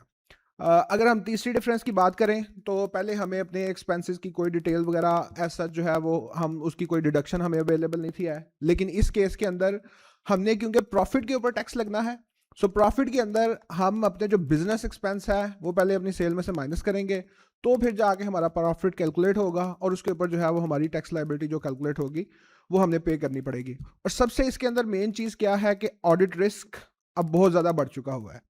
एफटीआर के केस के अंदर क्योंकि हमें अपने एक्सपेंसेस की इनकम की डिटेल्स का ऐसा जो है वो हमें उसकी कंप्लाइंस नहीं थी करनी पड़ती है, उनकी रिकॉर्डिंग बुक कीपिंग वगैरह, क्योंकि हमारा फाइनल टैक्स था। लेकिन अब हमने अपने जो एक्सपेंसेस हैं वो क्लेम करने हैं अपनी इनकम के अगेंस्ट, तो हमें जो है अपनी सारी जो बुक्स ऑफ अकाउंट्स हैं वो प्रिपेयर करके रखनी पड़ती हैं। ये हमारा एनटीआर का एक मेजर जो है वो डिफरेंस आ चुका है। और आखिरी चीज़ है कि एडवांस टैक्स, एफटीआर के अंदर एडवांस टैक्स हमें पे नहीं था करना पड़ता, लेकिन एनटीआर के अंदर क्वार्टरली जो है वो हमें एडवांस टैक्स जो है वो पे करना पड़ेगा। हर क्वार्टर के अंदर जो है वो हमें एडवांस टैक्स का नोटिस आ रहा है। अगर मैं कंप्लायंस ऑब्लिगेशन की बात करूं जो हमारे ऊपर एप्लीकेबल हो रही हैं in the case of NTR, तो उसके अंदर सबसे पहली चीज़ तो क्या है कि अब हमें अपने बुक्स ऑफ अकाउंट्स जो है वो प्रॉपर्ली मेंटेन करके रखने पड़ने हैं। अपनी इंपोर्ट का सारा रिकॉर्ड, अपनी एक्सपोर्ट का सारा रिकॉर्ड, अपनी इनकम का सारा रिकॉर्ड, अपने एक्सपेंसेस का सारा रिकॉर्ड, ये हमें मेंटेन करके रखना पड़ना है, क्योंकि हमारी ऑडिटेबिलिटी है अगर हम ये रिकॉर्ड जो है वो मेंटेन करके रखेंगे। अगर हमने अपने एक्सपेंसेस का रिकॉर्ड ही नहीं मेंटेन करके रखा तो एफबीआर के अगेंस्ट जब ऑडिट होगा तो हम उसमें से अपनी कौन सी जो है वो एक्सपेंस जो है वो डिडक्शन क्लेम कर सकते हैं। अगर हमारे पास कोई एविडेंस ही नहीं होगा तो हम अपनी एक्सपेंस डिडक्शन ही जो है वो क्लेम नहीं कर पाएंगे। तीसरी चीज़ क्या है कि हमारे ऊपर, जिस तरह मैंने पिछली स्लाइड में भी बताया, कि अगर सालाना एक्सपोर्ट 30 करोड़ से ज़्यादा है तो अब ज़रूरी है उन लोगों के लिए कि वो किसी चार्टर्ड अकाउंटेंट से या कॉस्ट मैनेजमेंट अकाउंटेंट से जो है वो ऑडिट करवाएं, और वो ऑडिटेड फाइनेंशियल स्टेटमेंट जो है वो हमारी अटैच होनी है हमारी रिटर्न के साथ। अगर किसी कंपनी ने अपनी फाइनेंशियल स्टेटमेंट अटैच नहीं की तो उनको भी नोटिस आ रहे हैं इस साल के अंदर कि आप अपनी जो है वो पिछले साल की ऑडिटेड फाइनेंशियल स्टेटमेंट जो है वो अटैच करें। और क्वार्टरली टैक्स, उसकी कंप्लायंस अब हमारी बहुत ज़्यादा बढ़ चुकी हुई है। काफ़ी ज़्यादा एक्सपोर्टर्स को नोटिस आ चुके हुए हैं क्वार्टरली टैक्स के। क्वार्टरली टैक्स बेसिकली अगर मैं उसको सम अप करूं तो वो क्या है कि पिछले साल का जितना आपका टैक्स बनता था जो आपने एफबीआर को जमा करवाया, इस साल भी उतना ही मिनिमम आपने जमा करवाना है, उसको 4 हिस्सों में डिवाइड करके। यानी 25% पिछले साल की टैक्स लायबिलिटी का आपने हर क्वार्टर के अंदर जमा करवाना है। हमारा पहला क्वार्टर खत्म हो रहा है सितंबर के अंदर, तो 15 सितंबर से पहले पहले हमने वो टैक्स जमा करवाना है। दूसरा क्वार्टर 15 दिसंबर है, तीसरा हमारा 15 मार्च है और चौथा हमारा 15 जून है। अब इसके ऊपर हमारे नॉन कंप्लायंस जो है क्वार्टरली टैक्स की, अगर वो हमारी हो जाती है तो हमें उसके ऊपर एफबीआर की तरफ से डिफॉल्ट सरचार्ज का भी नोटिस आ सकता है। वो डिफॉल्ट सरचार्ज क्या है कि अगर हमारा शॉर्टफॉल है एडवांस टैक्स का और वो हमने पे नहीं किया, तो जब हम अपनी रिटर्न फाइल करेंगे तो जितना एडवांस टैक्स का शॉर्टफॉल है वो हम पे करेंगे, प्लस 12% पर एनम के हिसाब से डिफॉल्ट सरचार्ज हमें उसके ऊपर पे करना पड़ेगा। और आखिरी कंप्लायंस की चीज़ हमारे ऊपर क्या है, वो है विद होल्डिंग टैक्स स्टेटमेंट्स जो है वो हमने अब हर मंथ फाइल करनी है। जिस तरह के प्रेसिडेंट साहब ने बताया कि वो अपने एम्प्लॉयज़ की भी डिडक्शन कर रहे हैं, उनके विद होल्डिंग टैक्स डिडक्ट कर रहे हैं सैलरीज के ऊपर, सप्लायर्स के साथ जो डिडक्शन हो रही हैं। लेकिन वो सिर्फ डिडक्ट करना नहीं है, बल्कि वो डिडक्शन जो आपने की है वो एफबीआर को डिपॉजिट भी करवानी है। और अगेन इसके ऊपर भी डिफॉल्ट सरचार्ज है, पेनल्टी है कि अगर हमने एम्प्लॉयज़ की सैलरी से टैक्स काटा है या सप्लायर्स का टैक्स विद होल्ड किया है और वो हमने जमा नहीं करवाया बिफोर 15 जून, तो हमें उसके ऊपर जब हम अपनी रिटर्न फाइल करेंगे तो हमें उसके साथ जो है वो 12% पर एनम के हिसाब से पेनल्टी पे करनी पड़ेगी। यानी इफेक्टिवली अगर हम बात करें तो 1% पर मंथ जो है वो हमारा डिफॉल्ट सरचार्ज जो है वो हमें इसके ऊपर पड़ सकता है। अगर बात करें तो हमारी डेडलाइंस क्या है इन सारी चीज़ों की कंप्लायंस करने की। एडवांस टैक्स जो है वो हर क्वार्टर की 15 तारीख को हमने जमा करवाना है। मिसाल के तौर पे ये क्वार्टर हमारा जून को एंड हो रहा है, तो हमने 15 जून से पहले जो हमारा एडवांस टैक्स बनता है वो हमने एफबीआर को जमा करवाना है। हमने अपनी रिटर्न जो फाइल करनी है वो 30 सितंबर हमारी डेडलाइन है। चले उसके अंदर तो एक्सटेंशन आमतौर पे हो जाती है 1 महीने तक की, लेकिन कंपनीज के केस के अंदर जो है वो 31 दिसंबर की डेडलाइन है हमारे पास अपनी कंप्लायंस करने की। विद होल्डिंग टैक्स जो स्टेटमेंट्स हैं वो हमने हर महीने की 15 तारीख तक पिछले माह की विद होल्डिंग टैक्स स्टेटमेंट जो है वो फाइल करनी है। अब मिसाल के तौर पे 15 अप्रैल हमारी डेडलाइन थी कि हम 30 मार्च की जो विदहोल्डिंग टैक्स स्टेटमेंट है वो हम फाइल करें। बेशक हमने विदहोल्ड किया है या नहीं किया है, विदहोल्डिंग टैक्स स्टेटमेंट की फाइलिंग जो है वो अब कंपलसरी हो चुकी हुई है। अगर हम विदहोल्डिंग टैक्स स्टेटमेंट की अब फाइलिंग नहीं करते हैं, उसके अंदर हमारा डिफॉल्ट आ जाता है, तो 2500 रुपीज़ पर डे के हिसाब से जो है वो अब FBR की तरफ से उसके पेनल्टी के नोटिस आ रहे हैं। और ये सारे वो नोटिस मैं डिस्कस कर रहा हूँ जो हमारे डिफरेंट क्लाइंट्स को जो है वो आ चुके हुए हैं। ये सारे के सारे नोटिस डिफरेंट पेनल्टीज और कंप्लायंस के हवाले से। अगर मैं अपनी इस बात को सम अप करूं तो अब हमारे पास रोड मैप क्या है कि हमने 30 जून तक क्या करना है, उसके बाद हमने 30 सितंबर तक क्या करना है, और कंटिन्यूस जो है वो हमें क्या करना चाहिए। तो सबसे पहली चीज़ हमारे लिए क्या है कि 30 जून से पहले पहले हमने कौन सी तैयारी करनी है। सबसे पहली चीज़ उसमें यह है कि माशाल्लाह सियालकोट के अंदर काफ़ी ज़्यादा कॉम्पिटेंट टैक्स एडवाइज़र जो है वो हमारे मौजूद हैं। आपका जो भी टैक्स एडवाइज़र है उसको सबसे पहले एंगेज करें और आज बैठ के अपनी जो है वो टैक्स प्लानिंग करें। टैक्स प्लानिंग से मुराद क्या है कि आज बैठ के देखें कि आपका प्रॉफिट लॉस क्या बन रहा है, उसके ऊपर आपका टैक्स लायबिलिटी कितनी बन रही है, और जो हमें लीगली अलाउड डिडक्शंस हैं वो हम किस तरह मैनेज कर सकते हैं। लीगली अलाउड डिडक्शन की मैं एक छोटी सी एग्जांपल दूं कि जितने भी हमारे फैक्ट्री के एसेट्स होते हैं, हमारी कंपनीज के एसेट्स हैं, मिसाल के तौर पे बिल्डिंग है, फर्नीचर है, इलेक्ट्रिक इक्विपमेंट्स हैं, जो भी है, उनके ऊपर हमें टैक्स डेप्रिसिएशन अलाउड है। सो टैक्स डेप्रिसिएशन जो है वो हम अपनी इनकम के अगेंस्ट क्लेम कर सकते हैं एक्सपेंस के अंदर, और उसका जो है वो हम अपना फ़ायदा उठा सकते हैं टैक्स की रिडक्शन का। तो सबसे पहली चीज़ हमारे लिए क्या है कि हम आज बैठ के अपनी 30 जून की टैक्स प्लानिंग करें और ये इस चीज़ को असेस करें कि कौन सी लीगली अलाउड डिडक्शंस हैं जिसका हम बेनिफिट जो है वो ले सकते हैं। दूसरी चीज़ क्या है कि अगर आपकी कोई नॉन कंप्लायंस किसी नोटिस की हो चुकी हुई है तो उस वजह से आपका नाम ATL से निकल सकता है। सो अपना ये भी चेक कर लिए कि क्या आप एक्टिव टैक्स पेयर लिस्ट के अंदर आप निकल तो नहीं चुके हैं, क्योंकि अगर आप एक्टिव टैक्स पेयर की लिस्ट से निकल जाते हैं तो आप जो भी टैक्स आपके ऊपर डिडक्शन होनी होती है वो डबल रेट हो जाता है। सो अगर आपका कोई नोटिस आया है, उसकी नॉन कंप्लायंस हो गई है, तो उसकी वजह से एक्टिव टैक्स पेयर लिस्ट से कंपनी का नाम जो है वो निकल जाता है। चौथी चीज़ हमारे लिए क्या है कि 2 मंथ के अंदर हम अपना जो बुक्स ऑफ अकाउंट्स हैं उनको सीधा करें, उनका रिकॉर्ड मेंटेन करें, क्योंकि उसके अगेंस्ट जो है वो हमने अपने फाइनेंशियल स्टेटमेंट बनाने हैं जो हमने FBR को सबमिट करने हैं। पांचवी चीज़, हम अपनी विदहोल्डिंग टैक्स देखें कि जो हमें डिडक्ट करना चाहिए था वो हमने किया है या नहीं किया, और अगर किया है तो उसको डिपॉजिट 15 जून से पहले पहले जो है वो हमने अपना डिपॉजिट करवाना है। ये है हमारा इमीडिएट एक्शन जो हमें 30 जून से पहले पहले हमने उसको करना है। अगर बात करें कि 30 सितंबर यानी रिटर्न फाइल करने से पहले पहले कौन सी चीज़ें हमने करनी है, उसके अंदर सबसे पहली प्रायोरिटी चीज़ तो ये है, वो कंपनीज या वो AOPs या वो सोल प्रोप्राइटर्स जिनकी एक्सपोर्ट सालाना 30 करोड़ से ज़्यादा है, वो ऑडिटेड फाइनेंशियल स्टेटमेंट्स जो हैं वो अपनी ऑब्टेन करें किसी भी चार्टर्ड अकाउंटेंट के थ्रू या किसी भी कॉस्ट मैनेजमेंट अकाउंटेंट के थ्रू। वो अपनी ऑडिटेड फाइनेंशियल स्टेटमेंट जो है वो करवा सकते हैं। और जो आपकी ओवरड्यू टैक्स रिटर्न है, चाहे वो विदहोल्डिंग टैक्स स्टेटमेंट्स की रिटर्न है या आपकी कोई भी सेल टैक्स रिटर्न्स है, वो आप उसकी जो है वो उनको कम्प्लीटली फाइल करें और अपना जो है वो क्वार्टरली टैक्स आप कैलकुलेट करें। अगर आपको नोटिस आ चुका हुआ है तो उसके अगेंस्ट जो है वो आप देखें उसको किस तरह जो है वो आपने मैनेज करना है, या किस तरह उस नोटिस को आपने डिस्चार्ज करना है, या अगर आपने कोई पेमेंट आपकी उस नोटिस के अगेंस्ट बनती है तो वो करें। और जो जून के क्वार्टर का एडवांस टैक्स बनता है उसको 15 जून से पहले पहले कैलकुलेट करके उसको डिपॉजिट करवाएं, और अपने जो है वो स्टाफ और अकाउंटेंट्स को ट्रेन करें फॉर द 30 सितंबर, ताकि वही आपकी असिस्ट कर सकें इन योर रिटर्न फाइलिंग। और उसी वाले से जिस तरह से सामने बताया कि स्कैन्स के प्लेटफॉर्म के थ्रू वो हम एक कोर्स जो है वो लॉन्च कर रहे हैं, उसके अंदर ऑब्वियसली हम टैक्स की जो है वो तैयारी भी करवाएंगे, जो भी वहाँ पे स्टूडेंट्स हमारे पास आएंगे तैयारी करने के लिए। और अगर हम बात करें तो ऑन गोइंग, जब तक अब हमारे पास NTR है तो हमारे लिए अब ऑन गोइंग जो है वो मंथली बेसिस के ऊपर, एनुअल बेसिस के ऊपर हमारी क्या प्रैक्टिस होनी चाहिए, वो ये है कि हम अपनी विदहोल्ड टैक्स की जो स्टेटमेंट है वो 15 के 15 हर महीने की 15 तारीख तक जो है वो हम फाइल करें, और उसका जो विदहोल्ड टैक्स बनता है वो 15 तारीख तक जमा करवाएं। जो हमारा क्वार्टरली टैक्स है यानी कि एडवांस टैक्स है, वो भी हम हर क्वार्टर के 15 तारीख तक जो है वो उसकी कंप्लायंस जो है वो हम सर्टेन करें। अपनी डॉक्यूमेंटेशन जो है, अपने एक्सपेंसेस की डिटेल, अपनी इनकम की डिटेल जो है उसको मंथली बेसिस के ऊपर हम अपनी मंथली क्लोजेस की तरफ जाएं, ताकि मंथली बेसिस के ऊपर हमें हमारे तमाम प्रॉफिट लॉस, इनकम, एक्सपेंसेस की डिटेल हमारे पास जो है वो मेंटेन रहें और अपडेटेड रहें कि एफबीआर के साथ जो भी हमारे जो नए सर्कुलर्स आ रहे हैं, जो नए एसआरओज आ रहे हैं, उनकी वजह से जो है वो क्या क्या चेंजेस आ रही हैं। तो ये बेसिकली एक रोड मैप है हमारा, जो हमें 30 जून तक क्या करना है, 30 सितंबर तक क्या करना है और आगे ऑनगोइंग क्या करना है। बाकी इसके अंदर फर्दर रजा सर ऐड करना चाहें तो प्लीज़। श्योर। अस्सलाम वालेकुम एवरीवन। मैं ज़्यादा टेक्निकल बातें नहीं करूँगा, ऑलरेडी आप लोग बोर हो चुके हुए हैं।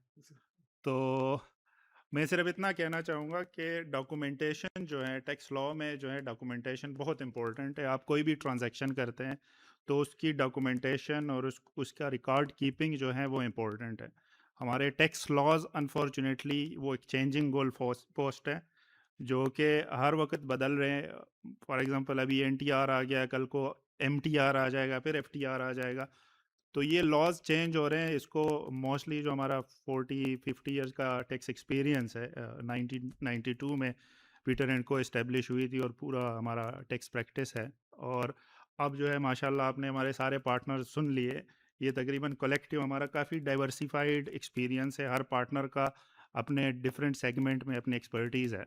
तो ये अगर हम काउंट करें तो कोई 125 इयर्स का कलेक्टिव एक्सपीरियंस है, जिसमें आपको एज बिजनेसमैन अगर आपके पास कोई भी इशू है, जब हमने वर्चुअल सीएफओ की बात की तो बेसिकली हम क्या कह रहे हैं कि आपके ऑलरेडी अकाउंटेंट्स हैं, आप ऑलरेडी ट्रांजैक्शन रिकॉर्ड कर रहे हैं, लेकिन कभी कभी आपको बैठे बैठे कोई डिफ़िकल्टी आती है तो आप कहते हैं यार कोई ऐसा बंदा होना चाहिए जो मैं जिसको फ़ोन कर दूं और अभी के अभी मुझे कोई सोल्यूशन बताएं कि यार ये अगर मेरे पास 2 ऑप्शंस है तो कौन सा ऑप्शन मेरे लिए सूटेबल है।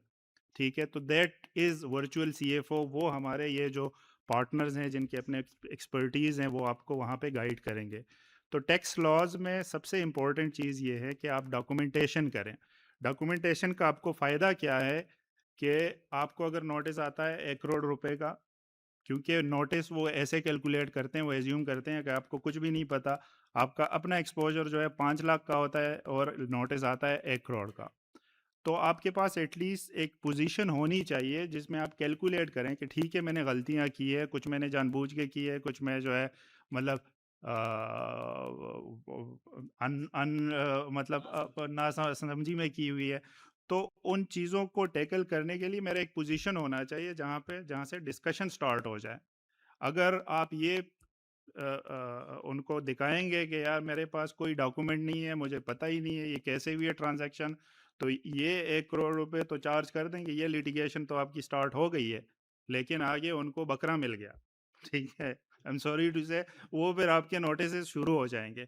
तो आपका एटलीस्ट एक ये होना चाहिए कि आपको फाइटिंग के लिए जो है सामने जाना चाहिए।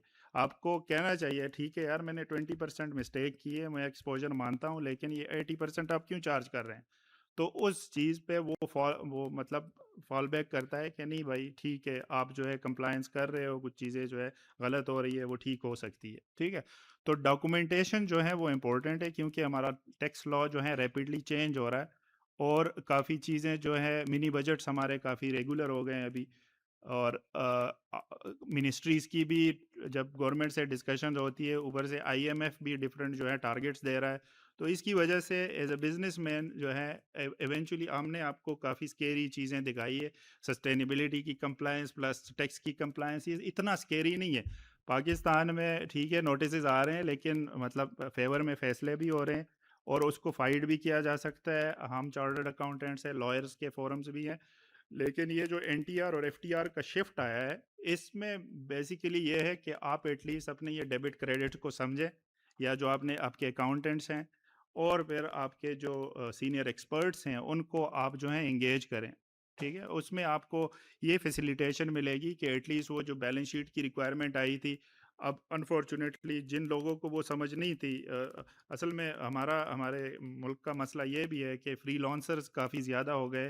फ्रीलांसर्स इन अ सेंस के वीकेंड वॉरियर्स होते हैं, जैसे ही टैक्स सीजन स्टार्ट हो जाता है वो अपने जो है वो सोशल जो है एक पोस्टर लगा देते हैं और 500-500 रुपये में रिटर्न फाइल करने शुरू कर देते हैं। अब रिटर्न का मसला ये, रिटर्न फाइल हो गई, ठीक है, उस टाइम पे सब ठीक है, उसकी फ़ी मिल गई और 1-2 साल तक कुछ भी नहीं है, 3 साल तक कुछ भी नहीं है। हम कहते हैं भाई अच्छा अकाउंटेंट था, बस 500 रुपये में रिटर्न फाइल हो गई। अब जब 6 साल गुजरते हैं, जब छठे साल पे जब वो एक्सपायर हो रहा होता है, एक नोटिस आता है 29 जून को या 23 जून को, और वो जो है वो चीज़ चैलेंज कर देता है जिसके डॉक्यूमेंट भी नहीं होता हमारे पास। ठीक है, तो वो 500 रुपये हमें जो है वो फिर करोड़ों का नुकसान कर देती हैं। करोड़ नहीं तो लाखों के नुकसान तो हो ही जाता है। ठीक है, तो कहने का मतलब ये है कि भाई आप डॉक्यूमेंटेशन का ख्याल रखें, जितनी डॉक्यूमेंटेशन पॉसिबल है हम लोगों को इंगेज करें जो एक्सपर्ट्स हैं इस फील्ड के, और एटलीस्ट एक पोजीशन अपनी बना दें कि अगर आप 100% फाइट नहीं कर सकते तो 20% जो है वो फाइट कर सकते हैं। Thank you very much. अस्सलाम वालेकुम टू ऑल ऑफ़ यू। अच्छा, बेसिकली मैं सिर्फ प्रॉब्लम्स पे बात करूँगा कि basically as a decision maker हमें क्या प्रॉब्लम फेस करने पड़ते हैं डिसीजन मेकिंग के टाइम पे। तो उसको क्या ईआरपी, क्योंकि समीर साहब ने उसको बड़ा अच्छा डिस्कस किया, तो क्या एज अ ईआरपी वो उस प्रॉब्लम को सॉल्व करता है या नहीं करता। सबसे मेन प्रॉब्लम क्या होती है एज अ डिसीजन मेकर, आप सबसे पहले देखते हैं कि आपकी जो आपकी फाइनेंशियल आ रही हैं, कि आपको लाइव फाइनेंशियल रिपोर्ट्स मिल रही हैं या नहीं मिल रही। लेट्स से कि अब जैसे फहद साहब ने बताया कि आज आपने डॉक्यूमेंटेशन करनी है और आपने क्या करनी है, डिसीजन मेकिंग करनी है। अब उसके लिए आज की डेट पे आपको प्रॉफिट एंड लॉस चाहिए। अब आपने देखना है कि आज की डेट पे आपके क्या एक्सपेंसेस हैं, आज की डेट पे आपकी क्या इनकम है, ताकि आप डिडक्शंस को क्लेम कर सकें। लेकिन उसके लिए हमारे पास होता क्या है कि हमारे पास डाटा ही अवेलेबल नहीं है। उसके लिए भी मैं अकाउंटेंट को कहता हूँ, हो सकता है अकाउंटेंट जो डाटा कंपाइल करे वो ईयर एंड तक डाटा ही कंपाइल करता रहे और हम कोई डिसीजन मेकिंग ना कर सकें। उसके बाद अगर मैं नेक्स्ट आऊँ, तो नेक्स्ट हमें बहुत ज़्यादा स्टॉक का इशूज़ आ रहा होता है कि स्टॉक में हमें बहुत ज़्यादा चीज़ें फेस करनी पड़ती है कि कभी तो हमारी ओवर परचेजिंग हो जाती है और कभी हमें प्रोडक्शन हार्ट का इशू फेस करना पड़ता है। प्रोडक्शन में क्या हो रहा होता है कि बेसिकली हमें ये चीज़ फेस करनी पड़ती है। अगर मैं उसकी स्टॉक की बात करूं तो आमतौर पे क्या हो रहा होता है, या तो कंपनी ने जैसे यहाँ पे एक रिप्रेजेंटेटिव आए हुए थे अर्ली ट्रेडिंग से, उन्होंने क्या कर लिया, ओवर स्टॉकिंग कर ली, ओवर परचेजिंग कर ली। अब बेसिकली वो देख रहे हैं कि ईएफएस के अंदर उन्होंने 9 मंथ कंजम्पशन के अंदर उस चीज़ को रिमूव करना है। या दूसरा इशू क्या आ रहा होता है प्रोडक्शन के अंदर के जैसे अगर मैं सर्जिकल इंडस्ट्री की बात करूँ, तो उसके अंदर बहुत ज़्यादा प्रोडक्ट्स लग रहे होते हैं। उसके अंदर काफ़ी ज़्यादा रॉ मटेरियल्स लग रहे होते हैं, तो वहाँ पे बाज़ औक़ात क्या होता है कि कुछ रॉ मटेरियल जो हमारे होते हैं वो बेसिकली हमारे से स्किप हो जाते हैं प्लानिंग के अंदर, क्योंकि प्रॉपर एक्सेल शीट्स के अंदर प्लानिंग हो रही होती है, ईआरपी के अंदर प्लानिंग नहीं हो रही होती। तो उसकी वजह से हमें क्या इशू फेस करना पड़ता है कि बाज़ औक़ात क्या होता है कि हमने शिपमेंट तो भेजनी है लेकिन हमारे पास रॉ मटेरियल ही नहीं पड़ा हुआ। फिर हमें उस रॉ मटेरियल को उस सोर्स को हमें देखना पड़ता है कि वो सोर्स हमने कहाँ से लेकर आना है। उस सोर्स का बाज़ औक़ात हमें वो चीज़ इंपोर्ट करवानी पड़ती है। फिर उसमें हाँ, ये हमें प्रॉब्लम फेस करनी पड़ती है कि जो शिपमेंट मैं बाय सी कर सकता था, उसको मुझे बाय एयर करनी पड़ती है और उसके ऊपर मुझे एक एडिशनल कॉस्ट इनकर करनी पड़ जाती है। उसके बाद अगर मैं नेक्स्ट प्रॉब्लम की बात करूँ, तो बहुत ज़्यादा हमारा पैसा कहाँ पे वर्किंग कैपिटल में स्टक हुआ होता है। हमने बहुत ज़्यादा इन्वेंट्री बाय की होती है। हमारे हमारे कस्टमर से बहुत ज़्यादा रिसीवेबल आ रहे होते हैं कि कस्टमर से अभी हमने पैसे लेने हैं। सिमिलरली हमारा सारे का सारा सिस्टम जो चल रहा है इम्पोर्ट और एक्सपोर्ट पे चल रहा है। कस्टमर से पैसे हमें लेट आते हैं और जो हमारा इंपोर्टर होता है हमारे से सारी की सारी एडवांस पेमेंट मांग रहा होता है। तो हमारा सारे का सारा कैपिटल उसमें क्या हो गया होता है, स्टक हो गया होता है। उसके बाद क्या होता है, एज अ डिसीजन मेकर अगर मैं बात करूं, तो मेरे लिए सबसे मेन चीज़ है कि एक तो हो गया कि मेरी ओवरऑल प्रॉफिटेबिलिटी देखनी है कि मेरी ओवरऑल प्रॉफिटेबिलिटी क्या आ रही है बिजनेस की। उसके लिए मैं प्रॉफिट एंड लॉस रिपोर्ट देखूंगा। लेकिन उससे भी मेन चीज़ क्या होती है कि आपको प्रोडक्ट की प्रॉफिटेबिलिटी भी देखनी पड़ती है, आपको डिपार्टमेंट की भी प्रॉफिटेबिलिटी भी देखनी पड़ती है कि मेरा डिपार्टमेंट मुझे क्या कमा के दे रहा है, मेरा प्रोडक्ट मुझे कितना कमा के दे रहा है। तो उसकी प्रॉफिटेबिलिटी हम उसकी सेल्स तो देख सकते हैं। अगर मेरा एक हाई सेलिंग प्रोडक्ट है उसकी मैं सेल देख सकता हूँ, लेकिन उसकी अगर मैंने प्रॉफिटेबिलिटी देखनी है तो मैं प्रॉफिटेबिलिटी नहीं देख सकता। तो उसकी प्रॉफिटेबिलिटी मैं कैसे देख सकूँ, मेरा कौन सा डिपार्टमेंट मुझे ज़्यादा कमा के दे रहा है, कौन सा प्रोडक्ट मुझे ज़्यादा कमा के दे रहा है, उसकी क्या प्रॉफिटेबिलिटी है। तो ये जो मेन इश्यूज हैं प्रोडक्शन बॉटलनेक्स मैं ऑलरेडी कर चुका हूँ कि रॉ मटेरियल शॉर्टेज हो जाती है या स्टॉक में ओवर स्टॉकिंग या ओवर परचेजिंग हो जाती है। तो ये हमारे बेसिकली सारों के ही मेन कंसर्न हैं और मेन रीजन है। तो इसमें मेन चीज़ ये देखनी है कि क्या ईआरपी इस चीज़ को सॉल्व करता है या नहीं करता। तो मैं बात को शॉर्ट करता हूँ। अगर मैंने देखना है कि यार मेरा कि मेरा बिजनेस प्रॉफिटेबल है कि नहीं है, तो उसके लिए ईआरपी के अंदर बेसिकली मेरे पास एक रिपोर्ट मौजूद है, प्रॉफिट एंड लॉस रिपोर्ट। उसके बाद मैंने देखना है कि क्या हाउ मच मैं अपने कस्टमर को कितना मेरा रिसीवेबल पड़ा हुआ है। तो उसके लिए मेरे पास एक रिपोर्ट मौजूद है एयर समरी कि उसमें मेरे पास सारी समरी आ जाती है कि किस कस्टमर से कब कब से कितना कितना रिसीवेबल ड्यू हुआ है। अगर मैंने सारे वेंडर का देखना है कि मैंने किस किस वेंडर के कितने कितने पैसे देने हैं, तो उसके उसके लिए मेरे पास एक रिपोर्ट मौजूद है, उस रिपोर्ट का नाम है एपी समरी, कि उसमें सारे अकाउंट पेबल, जितने भी मेरे अकाउंट पेबल हैं उस सालों की समरी आ जाती है रियल टाइम में। मतलब इसके लिए मुझे कोई स्पेशल वर्किंग नहीं करवानी पड़ी, इसके लिए मुझे किसी रिसोर्स को एंगेज नहीं करना पड़ा। इसके लिए बस मैंने अपने ईआरपी के अंदर एक क्लिक मारना है, रिपोर्ट को रन करना है, तो मेरे पास प्रॉफिट एंड लॉस आ जाना है, मेरे पास एयर समरी आ जानी है, मतलब मेरे अकाउंट रिसीवेबल की क्या ड्यूज हैं, उसके बाद मेरी अकाउंट पेबल की समरी आ जानी है, मैंने किस किस के कितने पैसे देने हैं और किसका लॉन्ग टर्म से मेरा ड्यू चल रहा है। उसके बाद अगर मैं नेक्स्ट रिपोर्ट की बात करूँ कि मुझे ये देखना पड़ता है कि यार मेरा कौन से आइटम लो चल रही है, कौन सी, तो उसके लिए मैं देख सकता हूँ कि आइटम शॉर्टेज रिपोर्ट के कौन कौन सी आइटम बेसिकली मेरी इन्वेंट्री में शॉर्ट हो गई हुई है, ताकि मेरी प्रोडक्शन डिसरप्शन ना हो। जो मेरी प्रोडक्शन चल रही है वो जो मेरी प्रोडक्शन प्रॉपरली स्मूथली चल सके, और जो मैंने चीज़ों को प्लान किया हुआ है और जो चीज़ों को मैंने एंगेज किया हुआ है कि इस ऑर्डर को मैंने यहाँ इस डेट तक फिनिश करना है, और उसके अंदर हम ऑलरेडी देख चुके हैं कि प्रॉपर प्रोडक्शन प्लानिंग का उसके अंदर मॉड्यूल मौजूद है। उसके बाद अगर मैं देखना चाहूँ कि मेरी जो स्टॉक की वैल्यूएशन वो करेक्ट है कि नहीं है, तो इसके अंदर प्रॉपर स्टॉक वैल्यूएशन की रिपोर्ट्स मौजूद है। उसके बाद अगर मैं देखना चाहूँ कि which products are our best selling, कि हम मेरा कौन सा प्रोडक्ट है जो सबसे ज़्यादा सेल आउट हो रहा है, तो उसके लिए मेरे पास एक रिपोर्ट मौजूद है आइटम वाइज सेल रजिस्टर, कि वहाँ पे बेसिकली फिल्टर आउट करके देख सकता हूँ कि मेरा कौन सा प्रोडक्ट सबसे ज़्यादा सेल आउट हुआ है। उसके बाद अगर मैं बात करूं कि मेरा कौन सा रॉ मटेरियल सबसे ज़्यादा कंज्यूम हुआ है, तो मैं उसमें क्या देख सकता हूं कि मेरा वर्क ऑर्डर कंज्यूम मटेरियल, कि मेरे कौन कौन से ऑर्डर में सबसे ज़्यादा रॉ मटेरियल कंज्यूम हुए हैं, वहां से मुझे आइडिया हो जाएगा कि कौन से आइटम की मुझे स्टॉक रखने की ज़रूरत है और कौन से आइटम की मुझे स्टॉक रखने की ज़रूरत नहीं है। उसके ऊपर मैं प्रॉपर स्टॉक प्लानिंग कर सकता हूँ। उसके बाद अगर मैं बात करूँ कि विच supplier give the best price, तो मेरे पास एक रिपोर्ट मौजूद है सप्लायर कोटेशन की, कि मैं उसमें सारे सप्लायर की कोटेशन देख सकता हूँ, और मैं देख सकता हूँ इस साल मुझे कौन से सप्लायर ने बेस्ट कोट किया है एज पर क्वालिटी और एज पर प्राइस। उसके बाद अगर मैं नेक्स्ट रिपोर्ट की बात करूं, तो वो हम सबकी नीड है कि क्या मेरे बैंक्स टैली हैं कि नहीं टैली, तो उसके लिए जो हमारे पास रिपोर्ट मौजूद है बैंक रिकंसिलिएशन की रिपोर्ट। उसके बाद अगर मैं बात करूं कि अगर मैं देखना चाहूँ, जो मैंने पहले बात की कि हम ओवरऑल प्रॉफिटेबिलिटी देख सकते हैं, ओवरऑल प्रॉफिटेबिलिटी देखने के लिए मेरे पास एक रिपोर्ट मौजूद है, जो रिपोर्ट बेसिकली वो क्या है, प्रॉफिट एंड लॉस की रिपोर्ट। लेकिन अगर मैं देखना चाहता हूं कि क्या मेरे प्रोडक्ट, जो मेरा प्रोडक्ट है, कौन सा प्रोडक्ट मेरा सबसे ज्यादा प्रॉफिटेबल है, या कौन से प्रोडक्ट पे या कौन सा डिपार्टमेंट मेरा सबसे ज्यादा प्रॉफिटेबल है, तो उसके लिए जो मेरे पास रिपोर्ट आ रही है वो कॉस्ट सेंटर की रिपोर्ट है, कि हम हर प्रोडक्ट पे और हर डिपार्टमेंट पे कॉस्ट सेंटर अप्लाई कर सकते हैं। वहां से मुझे सारे के सारे प्रोडक्ट की एक तो सेल भी मिल जाएगी और सारी की सारी उसकी कॉस्टिंग भी आ जाएगी। जब ये दोनों चीजें मेरे पास आ जाएंगी, तो वहां से बेसिकली मैं प्रॉफिटेबिलिटी निकाल लूंगा, और वहां से मुझे पता लग जाएगा कि कौन सा प्रोडक्ट मेरा बेसिकली प्रॉफिट मेकिंग है और कौन सा प्रोडक्ट मेरा लॉस मेकिंग है। अब वैसे तो ईआरपी के अंदर मोर देन 100 रिपोर्ट्स हैं, जो बेसिकली जो उसको मैंने स्टडी किया कि मोर देन 100 रिपोर्ट्स हमारी ऐसी हैं कि जो ईआरपी के अंदर बिल्ट इन है। फर्दर जो सर ने यहाँ पे कस्टमाइजेशन की बात की, तो कस्टमाइजेशन भी इसमें फर्दर हो सकती है, और यहाँ पे बेसिकली सिर्फ एक छोटा सा कैटलॉग है। फर्दर अगर आप इसमें शुरू से लेके एंड तक बेसिकली 9 मॉड्यूल्स हैं, सारे के सारे इंटरलिंक्ड और सारे के सारे इंटीग्रेटेड हैं। तो इसमें मतलब एक ट्रांजैक्शन सेल ऑर्डर से लेकर अकाउंट तक उसका सारे का सारा फ्लो वन क्लिक में इम्पैक्ट जा रहा होता है। बाकी अगर इसमें आप फर्दर इसमें जानना चाहते हैं, तो आप हमारी वेबसाइट पे रब्ता कर सकते हैं www.ecfam.uk।